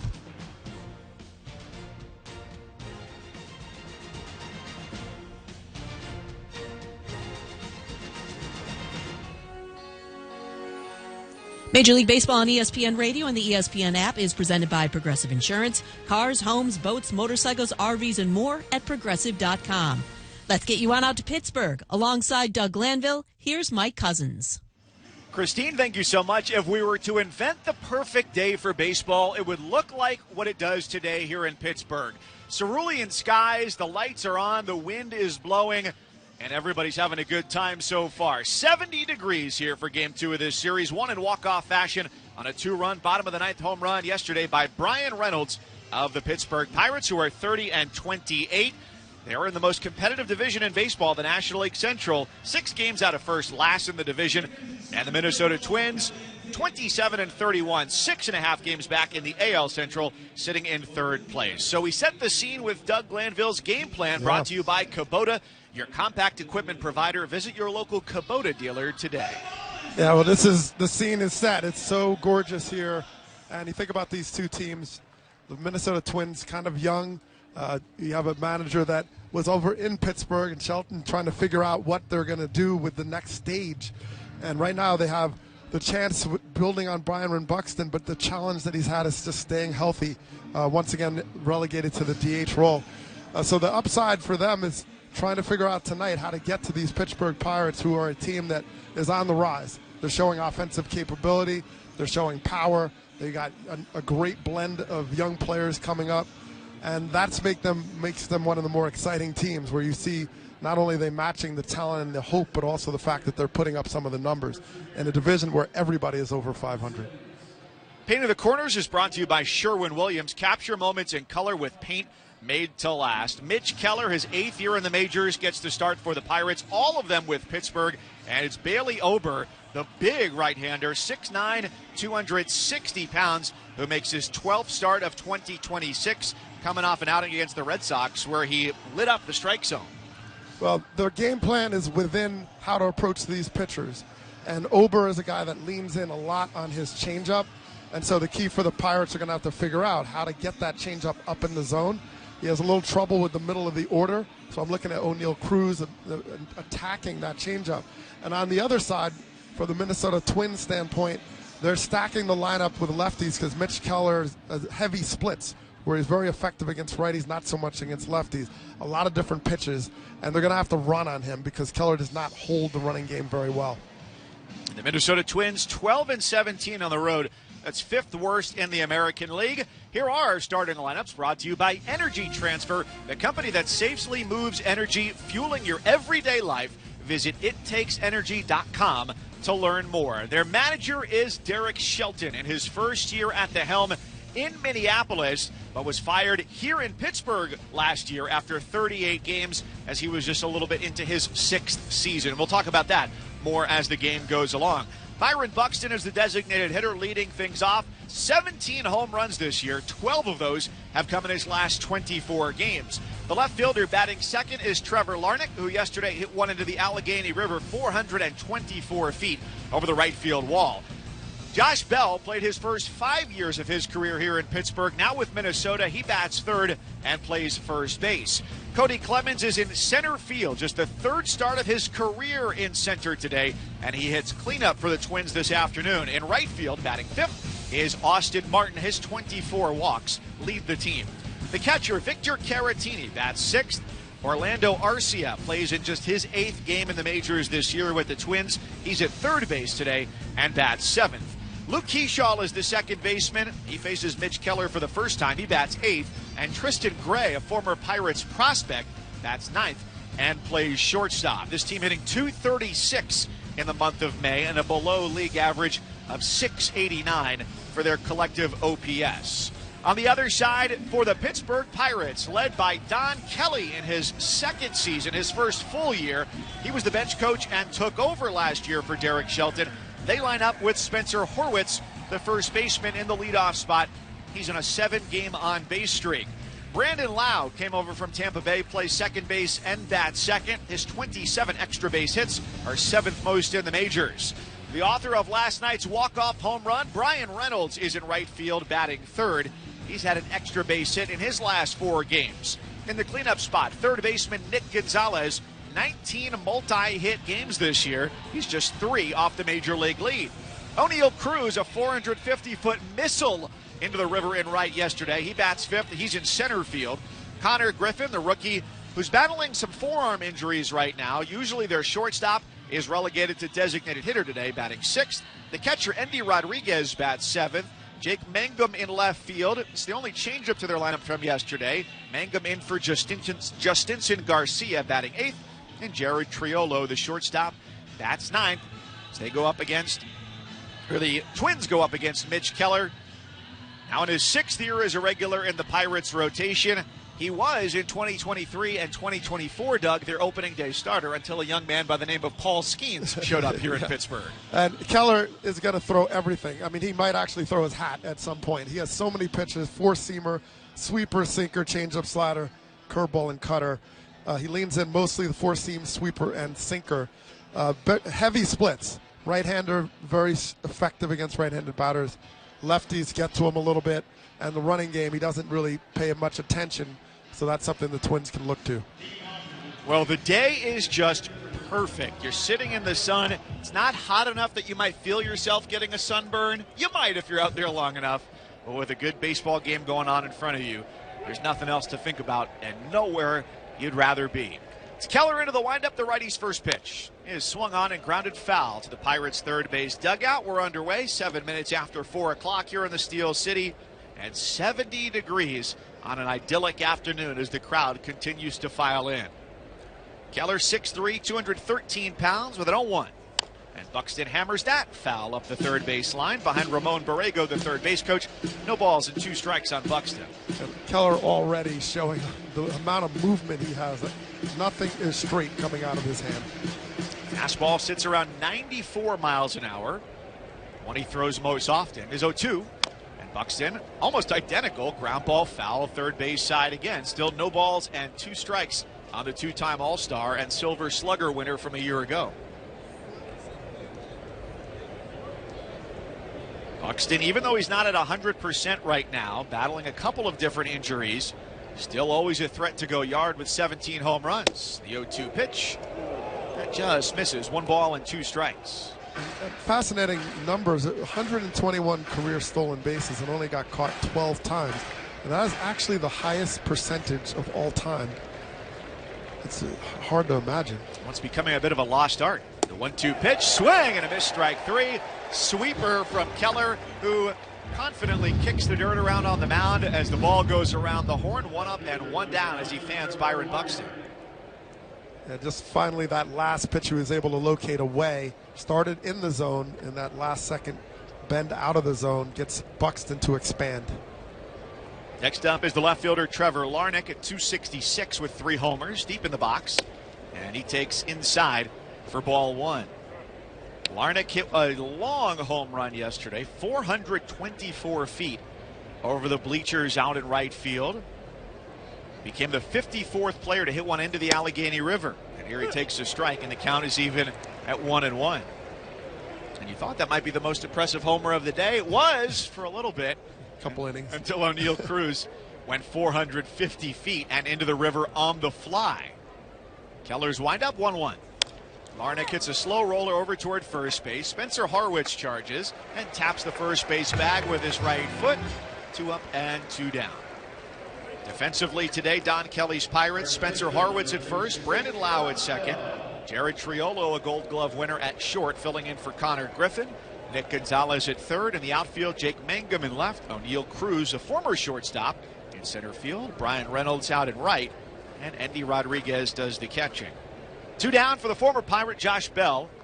Switch hitter, bats left. The pitch hovers in for a called strike. 0-1.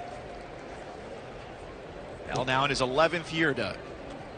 Yeah, and Bell, he's that veteran presence. That's what Shelton was talking about, his ability to play lefty-righty, but also just have all those years to pass down. 0-1 pitch. Keller, another strike. Another curveball. Quickly, no balls and 2 strikes. You kind of forget, 2019 Bell had 37 home runs. He's put up some good seasons.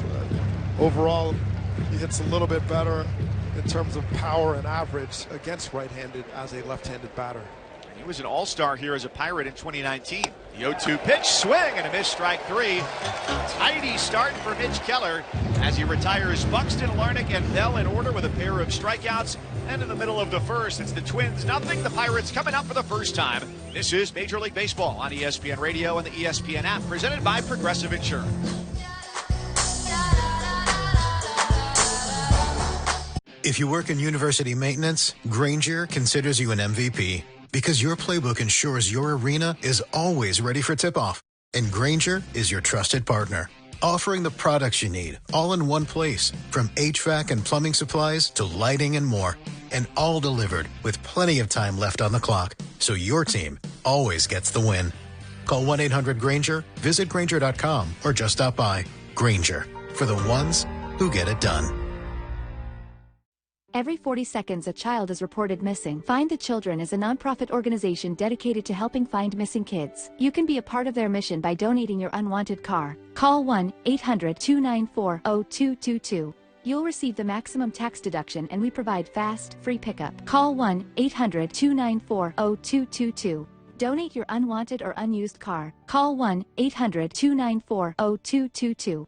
This advertisement was paid for in partnership with Cars R Us and Find the Children. This is Major League Baseball on ESPN Radio and the ESPN app. Bottom of the first inning here in Pittsburgh at PNC Park with Doug Glanville up Mike Cousins. And the Twins went down 1-2-3 in the top of the first. So Bailey Ober, their starter, goes to work against Spencer Horwitz, the leadoff hitter for Pittsburgh. And the big righty fires his first pitch of the day, swinging a line drive foul down the right field line and out of play for a long strike 1. Bailey Ober, Doug, 6'9", 260 pounds. Everything about his body says power pitcher, and the stats tell a very different story from what he does when the ball leaves his right hand. His 0-1 pitch is swung on and hit well. Out toward right field, Horwitz hits a homer! Over the bleachers in right field. There were 2 of those yesterday. And his 7th home run of the season makes it 1-0 Pirates over the Twins in the bottom of the first. Well, we were talking earlier, Ober's challenge historically has been the long ball, and it's a matter of will he get the ball down with that changeup, and Horwitz answers that question, leans into it, and absolutely crushes this ball. 408 feet out to right field. Base is empty. That brings up Brandon Lau. Also a power threat. He's at 14 home runs. Left-handed batter takes for ball 1 against Bailey Ober, who does not throw particularly fast at all. It's very key for him down in the zone. He throws a lot of change-ups. Here's the pitch. Lau takes up and away, 2-0. And it almost has a screwball type movement. It has a lot of horizontal movement away from lefties. And the first couple pitches just a little bit elevated, but over the course of the season, he's thrown it 36% of the time. 2-0 to Lau. Grounded foul up the first base line behind Tarek Brock, the first base coach for the Pirates. 2-1. In fact, he's thrown that changeup more than any other pitcher in the American League. The only pitcher who's thrown it more in all of baseball and has thrown it significantly more, almost 100 times more, is Christopher Sanchez of the Phillies. 2-1 pitch is a swing and a miss and a changeup, and it counts 2-2. Yeah, I mean, like most pitchers, it's really good when he's down in the zone, and he throws it a lot more to lefties. He also has a four-seamer, slider, a little bit of sweeper, sinker, curveball in the back end of his repertoire. Fastball tops out around 89. It's 2-2 pitch. Lau hits down on it, hits a 3-hopper to first base, and the former Pirate Josh Bell fields and takes it to the bag, 1 away. Bell at first base, Luke Keyshaw is at second, Tristan Gray patrols shortstop, and Orlando Arcia mans third base. In for Brooks Lee. Trevor Larnach in left, Cody Clemens, third start of his career in center field, a second baseman by trade who also plays first base for this team. Austin Martin's out in right, and the veteran Victor Caratini is the catcher. Brian Reynolds sent the Pirates home happy yesterday. First pitch he sees here is taken for a ball upstairs, 1-0. Last night was the first win for Pittsburgh when they trailed after 8 innings since August 4th of last year. And they had their chances late yesterday. The 1-0 pitch is hit high foul territory down the left field line. Arcia out from third, and it drops between him and Larnach in foul territory. It's just a long foul ball. Arcia appeared to have lost it in the waning moments, and Larnach wasn't able to get there in time. Off the bat, Arcia took a very sharp angle towards the tarp, and he peeks up, and then he's completely in the wrong position, just overruns it, and that ball with the spin from a lefty was started to curl back towards fair territory, and as a result, just Arcia was just in the wrong position. Now, with the distance he run, Larnach wants to get there. He's certainly in the better position, but he just ran out of time. So a lot of hang time for a ball that drops in and gives the hitter another chance in Reynolds. 1 ball, 1 strike on Reynolds. 1-0 Pirates in the first. Reynolds takes down and away. The changeup there, 84 miles an hour. And the count is 2-1 on the 2-time All-Star, Brian Reynolds, who's spent all 8 seasons of his major league career here in Pittsburgh. The pitch outside, and the count 3-1. So it's worth noting the positioning of the Twins, where Arcia is pretty much playing straight shortstop, even though he's listed as the third baseman. But they're taken away. They're giving Reynolds the entire third base line and then some. And in the outfield, it's a little bit the other way with a big gap in right center. 3-1 pitch from Ober. Reynolds takes, it's a strike, 3-2. The Pirates up their payroll this year. Still nowhere near the top of baseball, or even the top half of it. And that's led to better results, 30-28. 3-2 pitch is a bouncing ball towards second, past the diving Keyshaw, the second baseman, and into right field for a 1-out base hit for Brian Reynolds. Reynolds has had a nice career as the switch hitter, and overall he's hit generally lefties better, at least this season. But he finds the hole here, a line drive one-hop shot that gets into right field for the base hit. Came off his bat at 101 miles an hour, and it brings up the cleanup hitter, Nick Gonzalez, the right-handed hitting third baseman. A couple of twirls of the black bat, and he's ready. The pitch from Ober, swinging a ground ball up the middle. That's a base hit into left center field. Reynolds rounds second, continues full speed heading toward third base. The throw in from Clemens goes to second. Back-to-back singles. First Reynolds and now Gonzalez. And the Pirates, with a run home already, have runners at first and third with 1 away in the bottom of the first inning for O'Neill Cruz. And right now Ober's missing his spot, and he's missing it in a really hard place to miss, right down the middle or elevated. So he's trying to go in. He got that ball leaked out over the middle of the plate. But the Pirates just putting on that pressure. You notice the pressure when you see teams going first to third, taking that extra base without hesitation. They're forcing the Twins to make the plays and then make decisions on the fly on which runner they're going to hold. O'Neill Cruz, a rather enigmatic hitter. He strikes out a ton. When he makes contact, it goes a long way. First pitch, and he looks at a called strike from the left-handed batter's box, 0-1. Had a great conversation with Tony Beasley, the third base coach for the Pirates, who we should know is not in his coach's box yet. He has to be by law. Now he backs up as we get ready for the 0-1 pitch with 1 out, runners at first and third. Already a long first inning for Bailey Ober. His 0-1 pitch, swing and a miss at a changeup, 0-2. And Tony Beasley really got into the mechanics of O'Neill Cruz and his swing, which there's a lot of mechanics to look at when he's 6'7". A part of it is if he is in trouble, his stride he starts to shift his whole body forward. And he talked about how that cuts down on your time to be able to read a pitch or react. The pitch, swing and a miss, strike 3. Another changeup. Coming into this weekend, his strikeout rate was 3rd highest in the majors. So that comes to fruition here as Ober gets his first strikeout. It comes at a big moment because now there are 2 down, but he still has to retire. Connor Griffin, the rookie designated hitter, is at 266 and coming off the first multi-steal game of his career as he swiped 2 bags yesterday and the Pirates win. And he's had a great May. Although battling an injury here, he's still producing offensively, hitting over 300 this month. And Quite a start for someone who comes up at 19 making an impact. First pitch to the righty. He fouls it off his front left leg for strike one. He started this season as the consensus top prospect in baseball. And then after 5 games at AAA, he was called up for the team's home opener on April 3rd. Turned 20 years old on April 24th. And they say he's ahead of his years as a baseball player.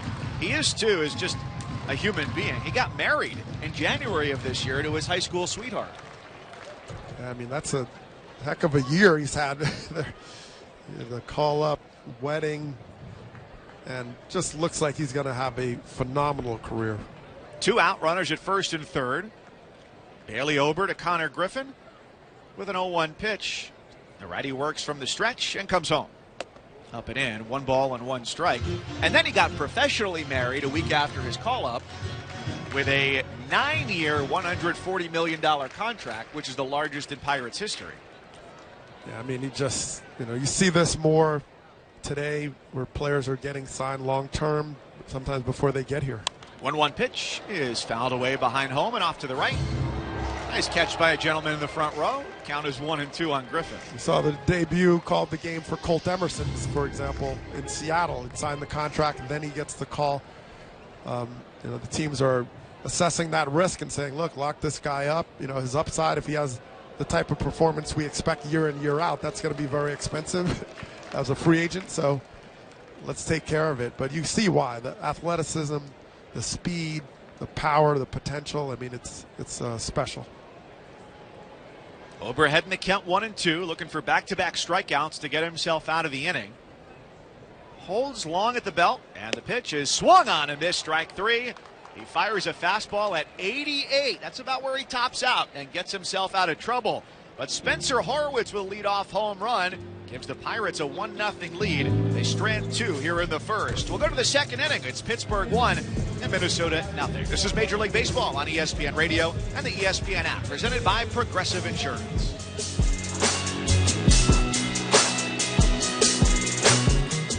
Ian Fitzsimmons here, and I'm going to be brutally honest with you. I was skeptical about ordering plants online. Like, this is actually going to show up alive at my house. But after my wife and I ordered from Fast Growing Trees, convinced. They have this thing down to a science. They've built a whole system to protect your plants until they arrive. They even have a lab where they test against cold, heat, humidity, you name it, any condition, they've got it. And they thrive. We couldn't believe how good our plants looked when they arrived at our doorstep. And everything showed up exactly how we expected. A perfectly healthy plant that was easy to unbox and ready to go. Every order is backed by their Alive and Thrive guarantee. And you'll get ongoing support from real knowledgeable experts. They have unbelievable deals on spring planting essentials, and right now you can get an additional 20% off your first order with the code SPORTS at checkout. That's 20% off at fastgrowingtrees.com with the code SPORTS.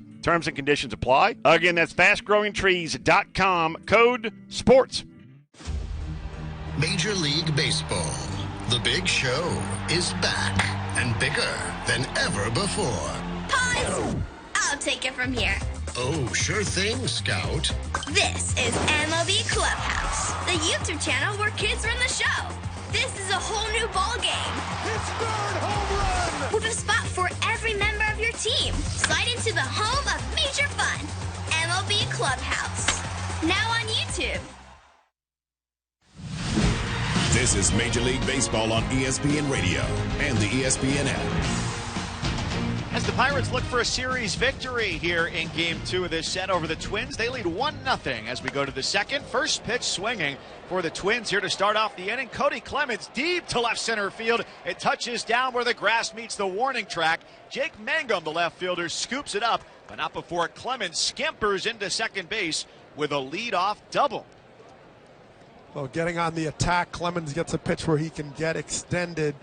And that's generally how Keller stays safe from the home run. He avoids a lot of balls in the air that are on the pull side, which is where hitters do a lot of their damage. So Clemens goes with the pitch. Just a great piece of hitting. Stays through it. It is a huge gap out there, left center, 410. So doubles can turn into triples very easily. That's the deepest part of the ballpark. Straightaway center, 399. Next up is Austin Martin, who takes inside for ball 1. Down the line to left, it's 325, and the wall out there is 6 feet tall, 379 in the alleyway, and the triples nook in the deepest cavern of left center, 410. Here's the 1-0 pitch. Martin takes a called strike, 1-1. The wall rises to 10 feet in center field. To the left of the batter's eye, it's a double bullpen. The visitors' bullpen is closest to the field, and the Pirates are further back. You'd think it would be the other way, so the fans could heckle the visiting team. 1-1 the count, and Keller fires. Swinging a broken back grounder to short. Clemens takes off for third. It's picked up by Triolo. His play is to first to retire Martin. 1 away, and a runner at third, representing the tying run for the Twins here in the second inning. And that was a good read by Clemens. A lot of times you say, well, if you're taking your lead off and the ball's hit to your right, you want to go back because it gives the shortstop a chance to throw you out at third. But the broken bat, slow roller, that lack of velocity, gave Clemens a chance to get there quickly and advance 90 feet. Don Kelly calls the Pirates infield into the edge of the grass. Run prevention here against Victor Caratini, who swings at the first pitch, flares it to left, and a dive by Mangum. He misses it. It rolls all the way to the wall. Without his cap, he runs to the corner. Clemens comes in easily to score from third, and Caratini is in at second base. He's tied the game. It's the Twins 1 and the Pirates 1 on a Victor Caratini RBI double here in the second. Yeah, I mean, Mangum went after that. Aggressive. It was one of those balls that if you miss it, there's nobody behind you as that left fielder going towards the line. So he ends up ditching everything. His glove, he just left his glove behind. He dove. And after he missed it, he's like, you know what? I'm lighter without my glove. So he gets the ball and throws it in. Orlando Arcia up next here in the 7th spot, and he takes a strike 0-1. I'm curious, Doug, because that was the position you played, was in the outfield during your career, of the calculus you're making as you're charging in on that ball. Caratini's at second. Arcia 8 of 20 in 7 games this year. Right-handed hitter. Strokes a grounder to shortstop, and Triolo's got it, throws to first for out number 2. Because even if Mangum catches that ball on a dive, he basically eliminates the option of making a play at home. Yeah, no question. It's one of those reads where you are taking the risk. If you're going to lay out there, you could play it into a single and back off. But he felt like he had an angle, and the ball just kind of faded on him and seemed to be knocked down maybe by wind. So he got in trouble, but he knew right away. That's why he got rid of his glove. He's like, I'm going to have to chase this ball. Right on right for Luke Keyshaw, the second baseman. First pitch bounces in for ball 1. And it's a bad feeling when you're running as towards the line as an outfielder, and you know there's nobody backing up for you, and you have to weigh that. There's nobody there. I mean, it's in the gap. Yeah, you have the center fielder there, but you're by yourself to make that decision. The 1-0 to Keyshaw. He swings, lines it into left field. That's a base hit over Triolo at short. Stop sign at third for Victor Caratini as the ball comes back in quickly from Mangum. Third hit of the inning for Minnesota comes off the bat of the second baseman Luke Keyshaw. First and third for Tristan Gray. I suppose the saving grace now on 2 balls that have been hit out toward left field in the last 3 batters is that perhaps the slowest base runner was on the bases for the Twins with Victor Caratini. Yeah, I mean, it's rare you have 2 outs and any ball hit in the outfield, you're expecting a chance to score, and they held him immediately. It was not even a question. So he just gets only the 90 feet. Lefty Tristan Gray waits. The pitch from Keller. Hard grounder, foul up the first base line. 0-1 on the 4th year big leaguer in his first season with the Twins, who was originally drafted in 2017 by the Pirates out of Rice University in Houston. They flipped him from Pittsburgh to Tampa Bay, and now Minnesota is his 4th major league team in the last 3 seasons. Before the start of this year, he got dealt from Boston to the Twins for a minor league catcher. So 1-1 is our score here. Top of the second inning, 2 out. First and third for the Twins. Keller with an 0-1 pitch. Swinging a foul ball that rolls behind the plate over the gold-yellow P, synonymous with the Pirates on the grass behind home plate. No balls, 2 strikes. Well, and it seems Gray is getting a chance here. You know, this is the most amount of games, big league games he's played in the season. We're only, 48-plus games in. I should say 58. So he's, just trying to get his shot and do something with it. The 0-2 pitch. He checks his swing, appeal to third. He is rung up for strike three. The right fist of Jensen Visconti went into the air. Third strikeout of the afternoon for Mitch Keller. But the Twins strike. An RBI double for Victor Caratini. And as we go to the bottom of the second, it's the Twins and the Pirates even at 1. This is Major League Baseball on ESPN Radio and the ESPN app, presented by Progressive Insurance.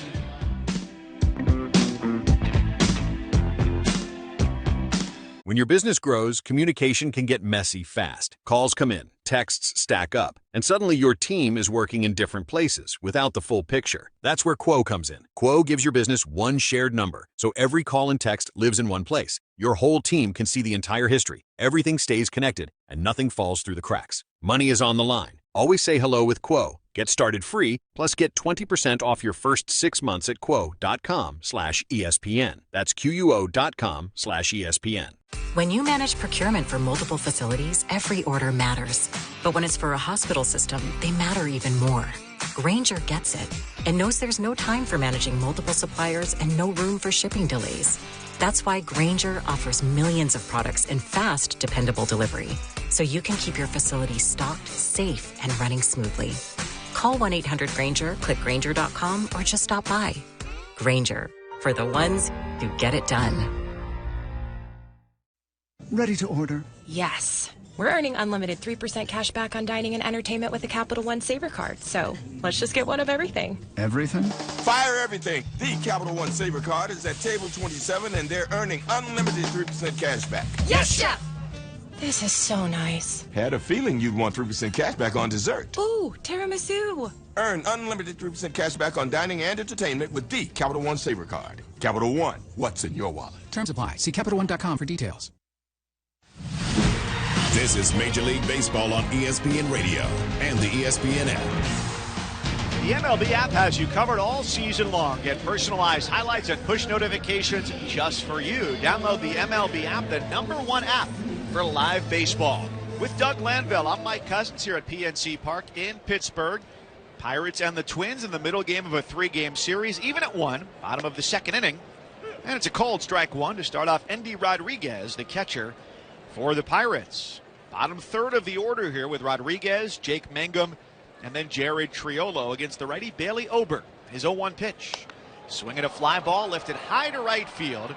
Austin Martin paused, now takes a couple steps to his left and makes the catch. He read that very well. And it's a couple of pitches to retire Endy Rodriguez. And Rodriguez just got under that. You talk about launch angle, that was way too high, but it had the power behind it, just went straight up. Brings up the 30-year-old Jake Mangum, who's in his first year with the Pirates, only called up from AAA Indianapolis a couple of weeks ago. And the switch hitter batting left takes a ball 1-0. He came up when Ryan O'Hearn went on the injured list, and the news from Don Kelly's office today was that O'Hearn may be back off the injured list as soon as tomorrow, which is great news for the Buccos. 1-0 pitch, swing at a bouncing ball in the dirt. 1 ball and 1 strike. And Mangum has had a great story, also known as the mayor of Starkville. But, he just has so much time put in the game. He does a lot of the little things well. Executes, run the bases, steals bases. 1-1 pitch, hard line drive, right field line foul off the netting, 1-2. And he had a phenomenal season debut, a career debut at the major league level with Tampa. Finishing .296, batting average, stole 27 bases, so it seemed like someone would give him a shot.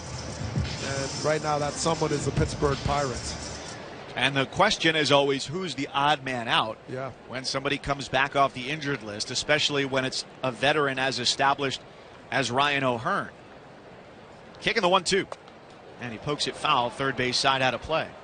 And they're so happy with O'Hearn's contribution. We've watched him quite a bit when he was with Baltimore. He's always a really good hitter, and he got his due here at Pittsburgh, but they're liking how he's also bringing leadership and that veteran presence to bounce things off. Another 1-2 pitch. Mangum hits it hard to the gap right center field. Clemens and Martin's converging, and they watch it go! Jake Mangum fighting for his spot on this Pirates roster. It's their second home run in as many innings. It's his first of the year, just the fourth of his major league career, and the Pirates retake the lead 2-1 in the bottom of the second inning over the Twins. And we go back to what we were saying earlier. Ober in that middle of the zone, it's highly problematic. He doesn't have the velocity. It flattens out the changeup. And Mangum, who has that sweet sort of two-handed swing. He doesn't take his hands off the bat at all. He just kind of keeps it like a backhanded tennis and absolutely gets on top of that ball on the line out of here. Following that, Jared Triolo strokes one hard down the left field line, but foul. About 15 feet to the right, it would have been a home run. Instead, it sailed past the foul pole at 325 for a long strike one. Pirates 2, Twins 1, last of the second. Triolo, the 0-1 pitch, grounded to third. Arcia fielded it exactly where he was and throws across the diamond to Bell for the second out of the inning. But there's a bad trend right now for Bailey Ober over his last 3 starts. They've won his last 3, I should say his last 2 plus this game. They've emerged victors, but he's now in 3 consecutive starts, giving up exactly 2 home runs in each of those outings. And it's just location right now, really, just having problems getting it down. Top of the order, Spencer Horwitz hit a home run his first time up, swinging for the fences, comes up empty, 0-1. And that pitch was a changeup down, and that's where he wants it. It was, teasing the bottom of the zone, 83 miles per hour. Here's the pitch. And he swings and flies it out toward left. Larnach a couple of steps back, shielding his eyes with his glove. He lost it in the sun, and it dropped right in front of him. Horwitz safely aboard at first base. It looked like Larnach had it squared up and was just waiting for gravity to bring it to him. He lost it, and Horwitz is aboard for the second time. A 2-out base hit here in the second. Any of these beautiful high sky sun days, they are a nightmare. If the sun is in a certain part where you are playing defensively, shielding against it, you got to back each other up as best you can. And as a hitter, you got to, I think Horwitz should be standing at second base. I mean, why not? Brandon Lau follows him, swings and fouls it back, 0-1. So a lot of times you hit a lazy fly ball and you're mad and you're upset, and the guy looks like he's camped. But on a day like today, and any day, to keep the habit going, just go hard, and he'd be standing at second. It is, as we talked about with Pirates third base coach Tony Beasley before the game, just one of those fundamental things that coaches, new school, old school, I think all agree on. 2 outs, put the pedal to the floor. 2-1 Pirates, bottom of the second, 0-1 to Lau. Just misses upstairs, 1-1. Pitcher the ball, catcher's challenging. So challenged by Victor Caratini behind the plate. Alex Tosi, the home plate umpire, just made the announcement, and ABS shows that it was outside. Minnesota has 1 challenge remaining. Buy a credit card. 0.2 of an inch off the plate. Yeah, the tough thing about that challenge is it's a backdoor slider, kind of sweeper. So it's ball most of the way. So you're taking a risk challenging that one because it's coming back into the zone. Now the 1-1 from Ober, swinging a hard liner, right field, that's a base hit. Horwitz goes just to second base, and that's a wise choice. There's a laser of a throw, comes back in from Austin Martin. But to your point that you made about 45 seconds ago, Doug, if he's at second base with 2 out on a ball hit to right field, he's at least got the chance to come around third and score. Yeah, and he's got the speed, and you get with 2 outs, you're getting a huge secondary lead, and you're going on contact. So, but that's one of those things. You go back to the video, you look at the footage about it, and you say, well, all right, now I want to make sure I avoid that the next time. Brian Reynolds is the batter. And the first pitch is a ball, 1-0 on the switch-hitting right fielder who singled back in the first inning. And Ober's not fooling anybody in this Pirate lineup, and you're going to have to kind of mix up his repertoire. He has a bunch of other secondary pitches he can slip in there, get the sinker going, maybe the curveball. 1-0 pitch. Reynolds takes away. 2 balls, no strikes. The catcher Caratini walking out to hand deliver this baseball as Ober pretends like he doesn't see him coming, just kicking the dirt around his landing spot there on the mound. What's curious about Ober as well, now in his 6th year in the majors, coming off his worst season of his pro career last year with a really inflated ERA, he's been limiting opposing hitters to his lowest hard hit percentage of his career at 30% this year, which is 7 percentage points below major league average. But that has not been the case today. No, he's don't want to take away from the fact this is a season that he's been able to build on. Last year, he gave up 159 hits in 146 innings, or just over, and 30 home runs. But the year before, he struck out 191. So, he's flirting with like that potential to just get on a roll and be an anchor in this Twins rotation. After the mound visit, 2-0 to Reynolds. Missed away again, a slider trying to go backdoor. It's 3-0. And he does have the stuff to go the distance. Threw a complete game 2-hitter earlier this month against Miami just 18 days ago. Pirates 2, Twins 1, bottom of the second. The pitch, Reynolds taking all the way, sees a strike.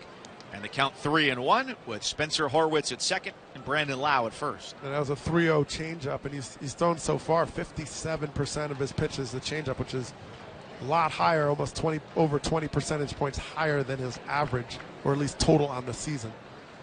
Set at the belt, the righty's 3-1 pitch is another called strike. A slider this time gets the count full, 3-2 to Reynolds.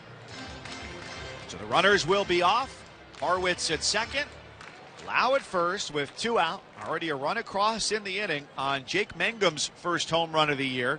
Just over the 375 mark out in right center field. 2 out, runners will be on the move, and the 3-2 pitch from Ober to Reynolds on the way. Swinging a grounder foul up the first base line. They'll do it again. The thing about Ober as a hitter, you're just staying back, just wait. And that changeup at 81, 83, even the four-seamer's not going to really get by you. So Reynolds waited a long time on that and still hooked it foul.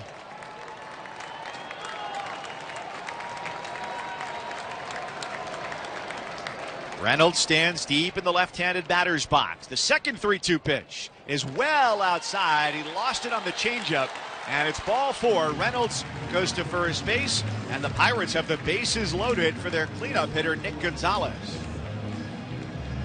Just a lot of effort, a lot of traffic. You talk about whip, right? In terms of walks and hits per inning pitch, and this has, for him, been a nightmare, just constantly pitching in high leverage situations. So this is where he's going to have to make that one pitch to minimize the damage.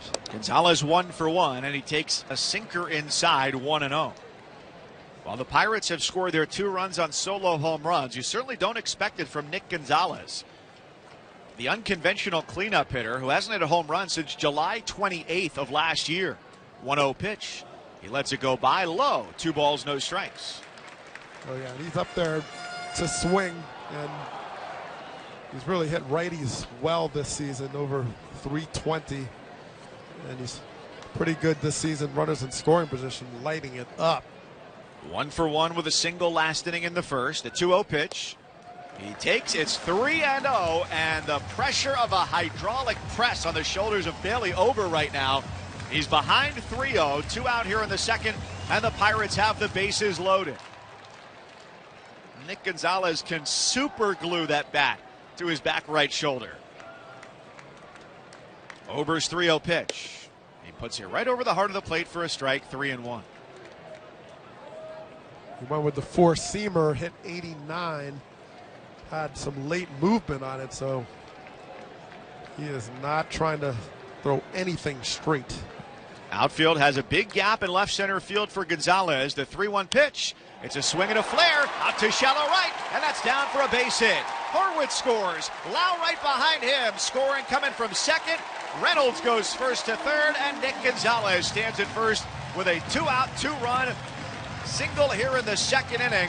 And the Pirates keep tacking it on against Bailey Ober and the Twins as they now lead it 4-1. Well, it's a good piece of hitting by Gonzalez, because at 3-1 you could get a little jumpy trying to do too much knowing you're going to get something to hit, and he stayed really far behind that ball, waited, almost jammed himself. He waited so long, and inside outed it into right center, and his head position, everything was geared towards the middle of the field. He wanted to go to the fat part of the field And even with weak contact, that allowed the ball to drop in.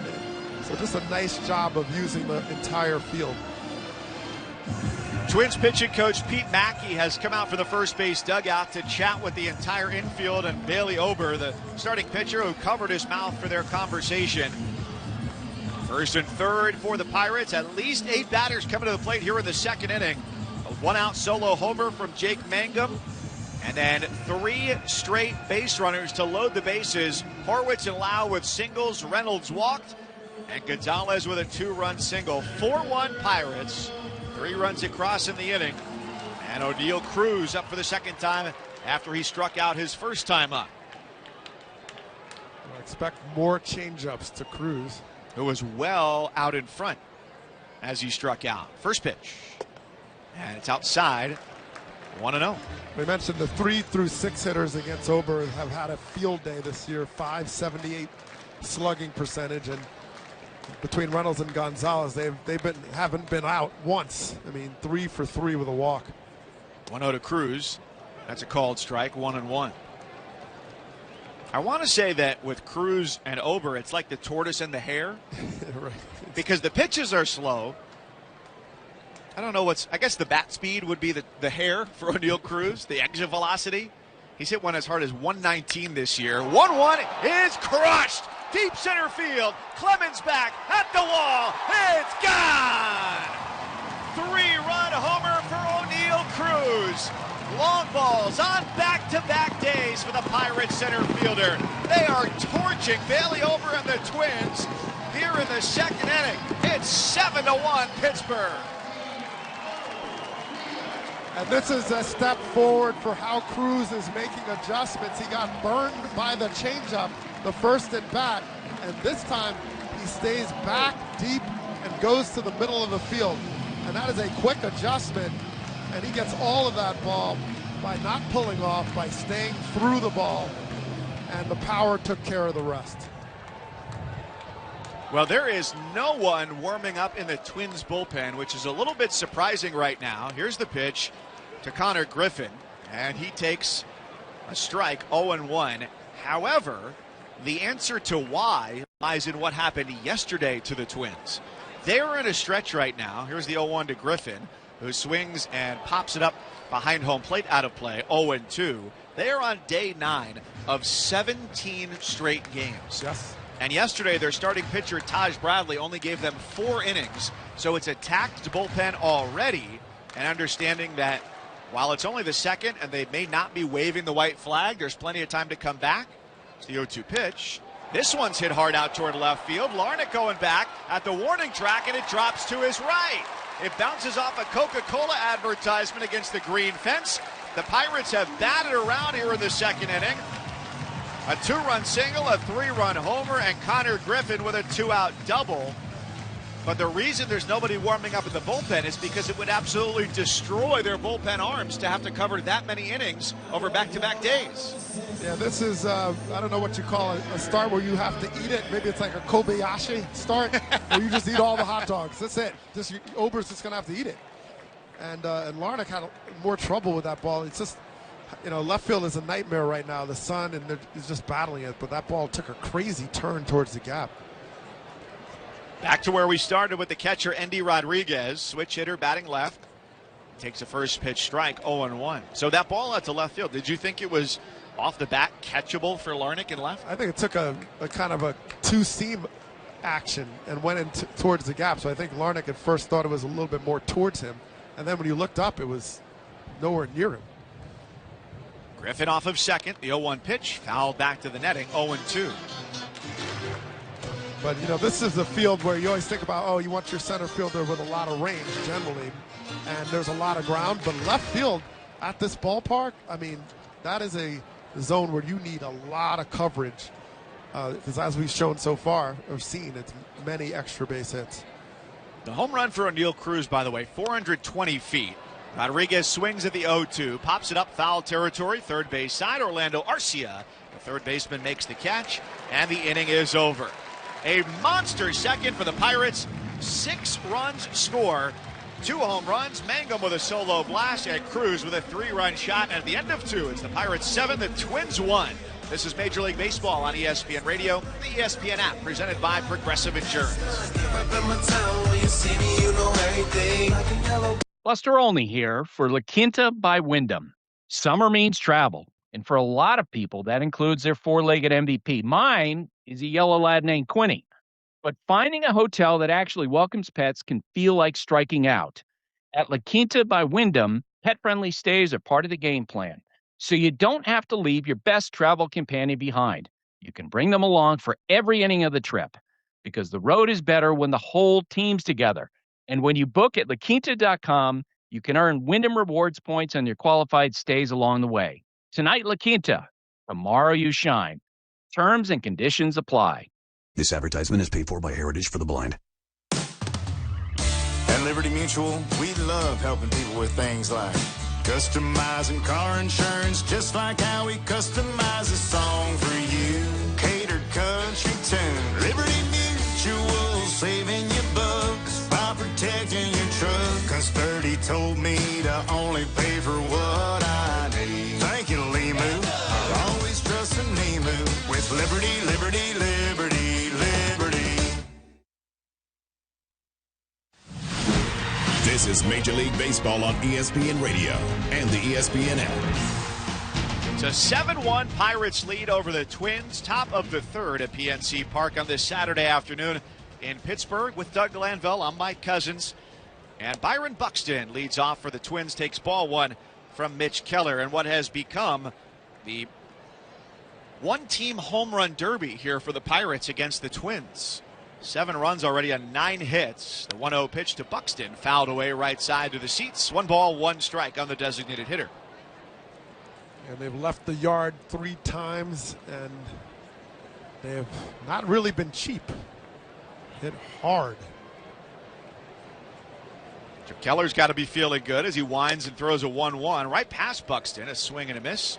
And the count 1-2. And Buxton is now down on one knee, slow to get up in the right-handed batter's box. He's working Doug through a couple of different injuries. One is a sore right hip flexor and an injured right shoulder, which is why he's the designated hitter right now and not playing his usual center field. And he's walking around on the grass to the left of the batter's box. The athletic trainer and manager Derek Shelton have come out for a conversation, and if there's any hint of his injuries getting worse, you got to imagine they're not going to be hesitant to take him out of the game. Yeah, and this was a two-seamer in, and he hits it right off the, not even the instep, but kind of the ball of your toe, your left foot. And, you know, he does have the shin guard, but, you know, that thing gets missed probably 90% of the time. So it just hit right off his foot. And, you know, he's hitting the ball 100 miles per hour off his bat. So I don't know. He's just trying to walk it off, but that is not going to be fun. So he's not going anywhere. The trainer and the skipper head back toward the first base dugout. A little unusual that the home team has the third base dugout here, but it does give them the much more advantageous view of the scenery of downtown Pittsburgh, right across the river, and the Roberto Clemente Bridge as well that carries traffic on 6th Street. 1-2 to Buxton as a grounder to the left side of the infield, past the diving Gonzalez, scooped by Triolo, and he throws in vain across the diamond. Buxton is safe at first. He lost the helmet and then continued to decelerate about halfway down the right field line. Got to imagine that foot isn't exactly feeling fresh after hitting a foul ball off of it, but he's safely aboard with a leadoff single. When your lower half hurts, when you don't want to stop, so you end up jogging 90 feet past the bag. Buxton almost ended up in the river as he finally stopped. He's like, I can't slow down. That brings up Trevor Larnach, who is 0 for 1 with a ground out to first, and he takes a ball 1-0. It's 320 down the line to right, so a little bit shorter by 5 feet to right field than it is to left, but the wall is also at its highest point out there in right field at 21 feet in honor of Roberto Clemente. Pitch to Larnach, the 1-0 pitch hammered down the right field line. It's a foul ball that got about halfway up the bleachers and then bounced back down toward the lower level. 1 ball, 1 strike on Larnach, the former Oregon State Beaver who won the College World Series back in 2018 with Oriole Adley Rutschman as his teammate. Fitting that we're now in the first weekend of college baseball postseason. The 1-1 pitch, down and in. It gets past the catcher Rodriguez, and Buxton can just trot into second base.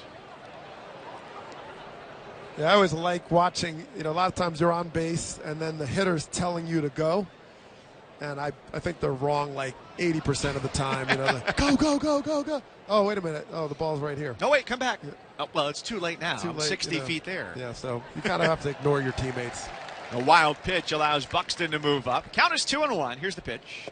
Larnach checks his swing and a ball in the dirt. 3 balls and 1 strike.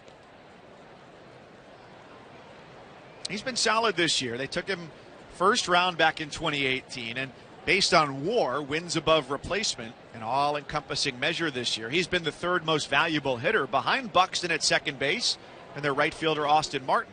3-1, fouled back off the catcher Rodriguez. 3 balls, 2 strikes. So Larnach yesterday, a 424-foot homer over the bleachers in right. He became the 54th player to hit one into the river, the 86th home run at the time that had landed in the water. And of all the materials they give us at the ballpark, they give us the lineups. Each team puts out their own respective notes. There's one unique item here in Pittsburgh, too. 3-2 pitch to Larnach, line drive foul down the right field line. There's a tack board to my left up here in the booth, and it has an entire list of how many home runs have been hit into the Allegheny River, which I will give credit to the Pirates here, was updated after last night's game. They're on top of it. It's been done. Well, we probably have to add another now after the home runs today, but at least coming into the game today, 87 times by 54 different players. 3-2 pitch is in there for a called 3rd strike, and Larnach takes a dejected walk back to the first base dugout. 4th strikeout for Mitch Keller, 1 away here in the top of the 3rd, with the Pirates up 7-1 over the Twins. There's a great pitch by Keller. Kind of catches that lower inside corner. And Larnach had given up on it. He thought it would be breaking more in, and it just stayed true. Josh Bell, the former Pirate, is up, and the pitch misses for a ball, 1-0. Now, the list I'm holding in my hands of players who have hit a ball into the river, Josh Bell is on there twice. His All-Star season of 2019, he did it in the span of 14 days in May. And this is like landing or bouncing? Either Both. Way. Both? Okay. 1-0 to Bell. It's a called strike, 1-1. Yeah.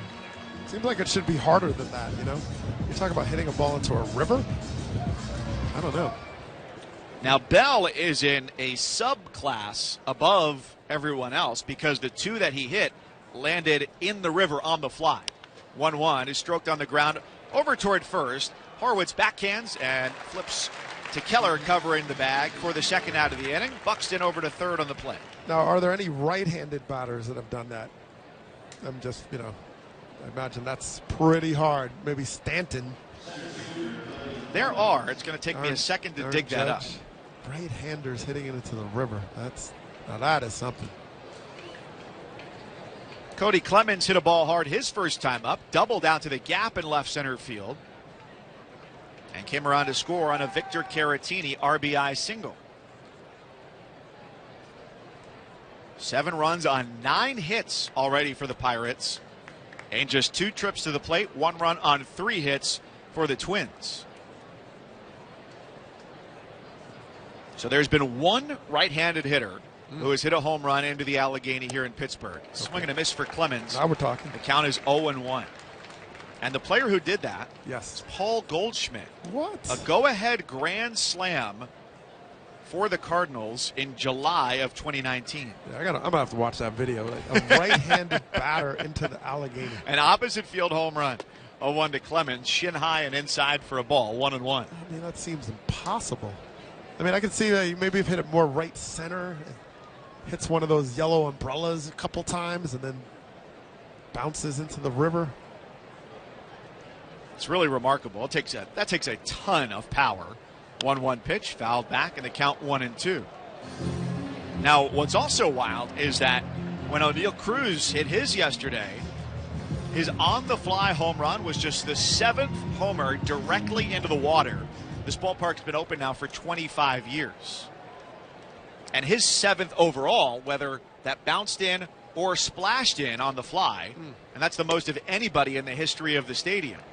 Pitch high to Clemens, 2-2. Yeah, and calling the home run derby this year, O'Neill Cruz hit a ball in Atlanta in right center that went over the bullpen and all the stands onto this walkway. I don't know, it had to start with a 5 in terms of the hundreds of feet. It was unbelievable. 2 out, 2-2 to Clemens. He's underneath it, fouls it back to the seats, and the count stays 2-2. So you're saying if he's in the home run derby this year, he might be able to hit one to Center City in Philadelphia? Liberty Bell gets another crack. O'Neill wow. Cruz makes MLB and American history. Don't count it out. Ben Franklin discovers electricity after a concussion from O'Neill Cruz. Twins have lost 3 in a row and 4 of 5, down by 6 here in the third. Clemens scoots out of the way of a slider down and in, and the count is 3-2 from Mitch Keller. I don't think Keller is super sharp, and the Twins have been hitting a lot of balls hard. They're a hair out in front, so they're hitting a lot of balls foul, but they are on him, and his stuff is a little bit erratic right now, like up in the zone, missing. He kicks the leg, his 3-2 pitch. It's another foul ball behind home. Speaking of home runs, Clemens hit a home run yesterday off of Jared Jones, who made his season debut for the Pirates on a pitch that was 100.1 miles an hour. Now, why does that specificity matter? It's the fastest pitch anyone has hit a home run off of this season. For Cody Clemens, 3-2 pitch. Struck to center field. Cruz on the run. The 6'7" outfielder strides, leaps at the wall, and it bounces off his glove. It's off the wall. Buxton comes in to score from third. Clemens stops at third, and he comes in giving the Twins their second run of the afternoon. Difficult ball to play for O'Neill Cruz, battling the sun, heading to the warning track, and then leaping up against the wall, and he couldn't bring it in. It's now the Pirates 7 and the Twins 2 in the top of the third. Yeah, and Cruz was playing more towards left center field, so he had to go across the field to get to that right center gap. He took a little bit of an off angle and tried to adjust to go more towards the wall. And in those stutter steps, he realized the wall is coming. He jumps up and kind of misreads it a little bit, gets off his glove as he's hitting the wall. Very tough play, long way to go. So an RBI triple for Cody Clemens. Austin Martin follows, and it's strike one to start him off. Good day for Clemens already. 2 at bats. He's doubled, scored, and hit an RBI triple after a home run off the fastest pitch anybody's homered off of this year yesterday. 0-1 pitch to Martin is a called strike.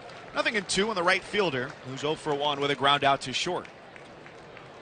Yeah, Keller's just in the heart of the zone right now. He's not working the edges, the corners. And the Twins are putting a lot of good swings. And it's still early. Plenty of time for a comeback. Here for the Twins. Martin waits, 0-2. Just gets a piece of it, fouls it toward the on-deck circle, and Victor Caratini stops it with the bat in his right hand. Mitch Keller on the mound for the Pirates. Had a 1-2-3 first, faced 6 batters in the second, gave up an RBI double to Caratini, and after giving up an infield single to Byron Buxton, got the next 2. Clemens with the RBI triple. Now the 0-2 to Martin. A swing and a miss, strike 3. And that's the 5th strikeout on the afternoon for Keller. The Twins get another on Clemens' RBI triple. And at the end of 2.5 here in Pittsburgh, it's the Pirates 7, the Twins 2. You're listening to Major League Baseball on ESPN Radio and the ESPN app, presented by Progressive Insurance.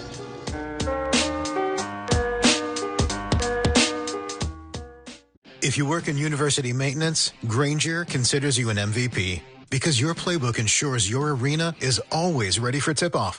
And Granger is your trusted partner, offering the products you need all in one place, from HVAC and plumbing supplies to lighting and more, and all delivered with plenty of time left on the clock, so your team always gets the win. Call 1-800-GRANGER, visit Granger.com, or just stop by. Granger, for the ones who get it done. Ian Fitzsimmons here, and I'm going to be brutally honest with you. I was skeptical about ordering plants online. Like, this is actually going to show up alive at my house. But after my wife and I ordered from Fast Growing Trees, convinced. They have this thing down to a science. They've built a whole system to protect your plants until they arrive. They even have a lab where they test against cold, heat, humidity, you name it, any condition, they've got it. And they thrive. We couldn't believe how good our plants looked when they arrived at our doorstep. And everything showed up exactly how we expected. A perfectly healthy plant that was easy to unbox and ready to go. Every order is backed by their Alive and Thrive guarantee, and you'll get ongoing support from real, knowledgeable experts. They have unbelievable deals on spring planting essentials, and right now, you can get an additional 20% off your first order with the code SPORTS at checkout. That's 20% off at fastgrowingtrees.com with the code SPORTS. Terms and conditions apply. Again, that's fastgrowingtrees.com, code SPORTS. Amber and Ian. College football has gone off the damn rails. We now have the Big Ten denying they were ever interested in 16 teams. Well, hold on a minute. You got the ones that brought up 16 3 years ago. Now you're saying you never talked about 16? Shut the hell up. The state of college football right now is in pure anarchy. We can't get people to agree whether the sky is damn blue or not when it comes to college athletics. Or anything else. Amber and Ian. Weeknights at 7 Eastern on ESPN Radio. You're listening to Major League Baseball on ESPN Radio and the ESPN app. Bottom three, Pirates lead the Twins by a score of 7-2. And Jake Mangum leads off for Pittsburgh here in the last of the third. Bailey Ober fires home a strike and gets ahead 0-1 on the left fielder. Mike Cousins, Doug Glanville with you, our producer Beth Faber, and engineer Paul Schrager on a gorgeous afternoon here in Pittsburgh. The 0-1 pitch to Mangum is a called strike, nothing in two. Mangum's in his second year in the majors, drafted fourth round by the Mets back in 2019 out of Mississippi State. The 0-2 pitch, and he just pokes it foul over the third base dugout, out of play. He graduated as the SEC's all-time leader in hits. He's bounced around a little bit over the last couple years. After the 2022 season, the Mets traded him to the Marlins. A year later, they traded him to the Rays. And then in December of this past year, he got traded to Pittsburgh from Tampa Bay as part of a three-team deal. The 0-2 pitch, stroked out to right on a line right at Martin, who makes the catch. One away. Let's pause 10 seconds for station identification. You're listening to Major League Baseball on ESPN Radio and the ESPN app, presented by Progressive Insurance.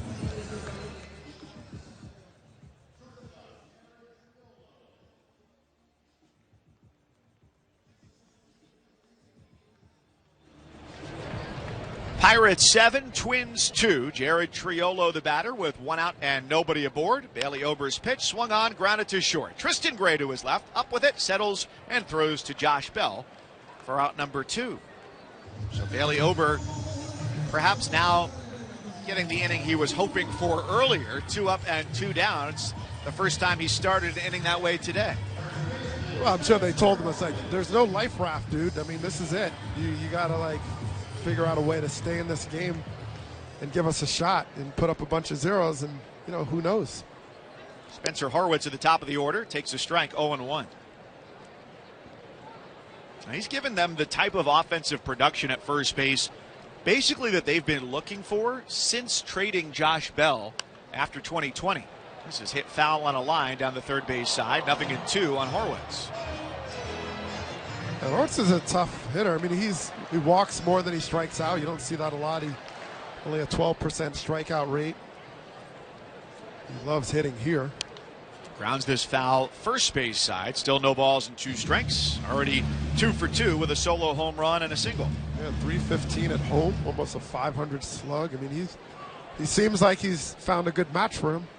And his OBP top 15 in the majors, second for first baseman.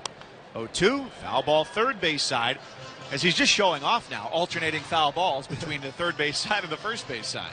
Yeah, and he adds a little of the power game. He adds a little bit more, and he's 7 home runs, so he's a threat. And an 8-game on base streak. The 0-2 pitch again.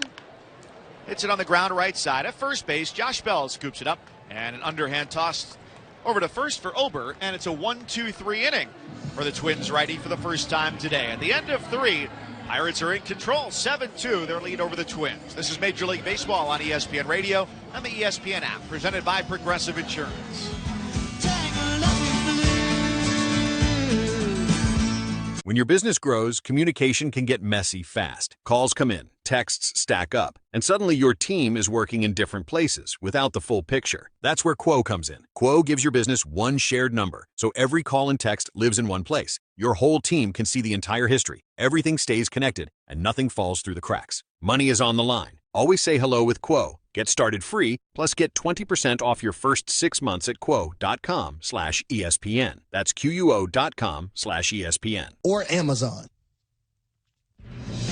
I'm Christine Lisi. Hours after learning slugger Munetaka Murakami would miss 4 to 6 weeks with a hamstring strain, the White Sox teed off against the Tigers, got homes from Edgar Caro, Colson Montgomery, and Andrew Benintendi. White Sox rolled by the Tigers 7-1 and are 4 games over 500 for the first time since September of 2022. Fernando Tatis finally with his first home run of the season. He and the Padres leading the Nationals 3-1, bottom 5. Guys, back to you.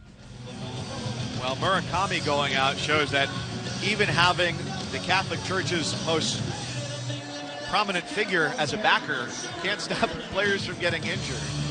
That's disappointing news for one of the most exciting new sluggers in baseball. Yeah, what a season, and just everything he touches just seems to be hit hard. Victor Caratini leads off for the Twins here in the 4th inning. It's the Pirates with a 7-2 lead, trying to win this game and take the first 2 of this 3-game series. It's Derek Shelton, the new manager of the Twins, returns here to Pittsburgh. Swinging a liner, second base, right at Lau, who crouches over and snags it for out number 1. And as Derek Shelton returned, a lot of the conversation over the last couple of days for him has centered around the way things ended last year after he got fired early in the season. What he did in his time away from the game, some of which was just sitting and stewing, which is understandable, but he didn't do that for very long. He got into doing some media, whether it was radio or TV, and found his love of baseball in a different way. Orlando Arcia takes a called strike 0-1. I thought it was a great message of optimism from Derek Shelton, who pointed out that 8 managers were fired last year. He was the only one who came back with a job as a manager this year. Pitches a ball 1-1. Well, he described the getting fired as, and the stages after is like the stages of grief. You know, just you're mad, you go through all these things, and you kind of start to say, well, how can I get better? Well, what can I do? How can I approach this? And he certainly made some adjustments. 1-1 to Arcia, in for a strike, 1-2. And that's part of it. You go through, you play long enough, you're around the game long enough, you get fired, you get released, you get traded, you get cut. It's part of that relationship with the game, and then how you bounce back, it matters. 1-2 pitch is a breaking ball down and away. 2 balls, 2 strikes. But I think at one point he said something like, well, I have to get that perspective. There's only 30 people who get to do this job. Yeah. This is it. It's like you're not entitled to this position, right? 2-2 pitch is a foul off the plate and over toward the third base dugout. And it changes. New regimes come in, new front office. It's just hard to outlast the change in baseball. Is how quickly it is. But if you build the relationships, you could, just like we saw Tony Beasley, third base coach of the Pirates, was with the Rangers, and now he's over here. 2-2, liner up the middle, and a bouncing ball finds its way into center field for an Orlando Arcia 1-out single. Top of the 4th, Twins are down 5. It's 7-2 Pirates. And Arcia looks a lot like the player that kind of picked up after Dansby Swanson left to go to the Cubs, and he was like in a spot start when guys got hurt. And he just did a good job. He's not going to walk, but he was putting the bat on the ball. And he got away from that the last couple of years. His chase rate got through the roof, and looks like he's settled back in with some time in AAA. He's hit the ball well at every level this year. Passes the bat to Luke Keyshaw, who takes inside 1-0. A right-handed second baseman, 1-for-1 with a single. Arcia hit .396 at AAA before he came up this year, and now in his 8th game. He's 1-for-2 today, which makes him 9-for-21 at the plate in the majors this year. Good for a .430 average. Keyshaw out toward right center field. That's a base hit. It bounces in front of Reynolds, and Arcia takes the turn, going first to third, slides in there safely. Back-to-back 1-out base hits, and the Twins have a rally brewing here against Mitch Keller in the 4th inning with runners at the corners for Tristan Gray. Yeah, I'm just not sold on Keller just locking this game down. He's making a lot of mistakes in the heart of the plate. Stuff is not quite as sharp. And the Twins are just getting great swings off him. Everything's hit pretty hard. Gray is 0 for 1 with a strikeout. His only time up in the second inning. 7-2. Pirates lead it here in the fourth. The pitch up and away. 1-0.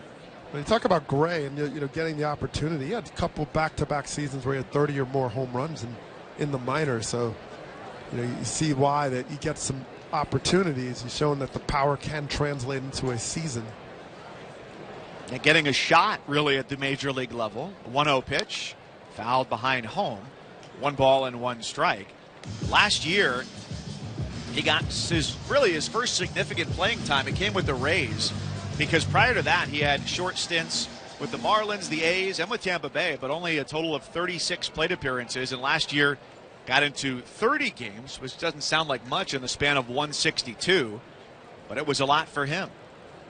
First and third here, so a ground ball could get out of the inning. Base hit gives the Twins another run, and it's the ladder. It's out toward right center field, and it's 1 hop to the base of the wall.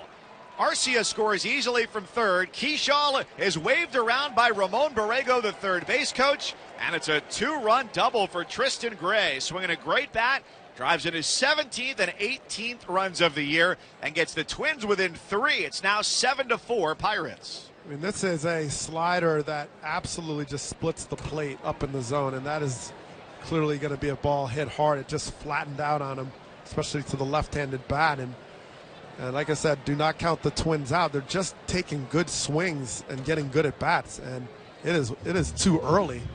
Now they're within 3, and they still got something brewing here. Here's Bill Murphy, the pitching coach for the Pirates, out of the third base dugout to have a conversation with Mitch Keller. And I appreciate, Doug, that you have been pointing it out over the last couple of innings. Even as the Pirates built their huge 7-1 lead after 2, the Twins have just chipped away at things here, and it seems like he's not been pitching the same way he would if it were just a 1-run lead.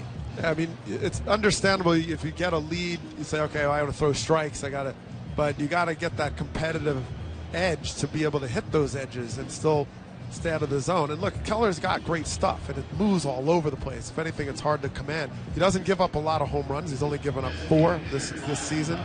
So, but they're hitting the gaps. They're lining everything hard, and that is an indication they're on his stuff, and his location isn't strong. Keller at 62 pitches faces Byron Buxton, the leadoff man, for the third time. He's 1 for 2. Righty to righty. Buxton swings and misses at a sweeper, and Keller gets ahead 0-1. Yeah, that was a good one. That's the sweeper he's looking for. I mean, this one down and away, started middle of the plate. Buxton, if you pull off on that, you're going to miss it. It's exactly what Buxton did. Buxton has homered 17 times this year, coming off of a career-high 35 last year. Now 32 years old. The 30-year-old Keller with an 0-1. Swing and a miss. 0-2. Another slider. Yeah, that had more of that downward bite, and sort of pointed out the different sweeper slider, right? Horizontal versus more vertical, and that was 90 miles per hour with more downward tilt, just well located. So whatever the coach said to him certainly clicked there. 0-2 to Buxton. Checked his swing and a ball inside, and appealed to first. And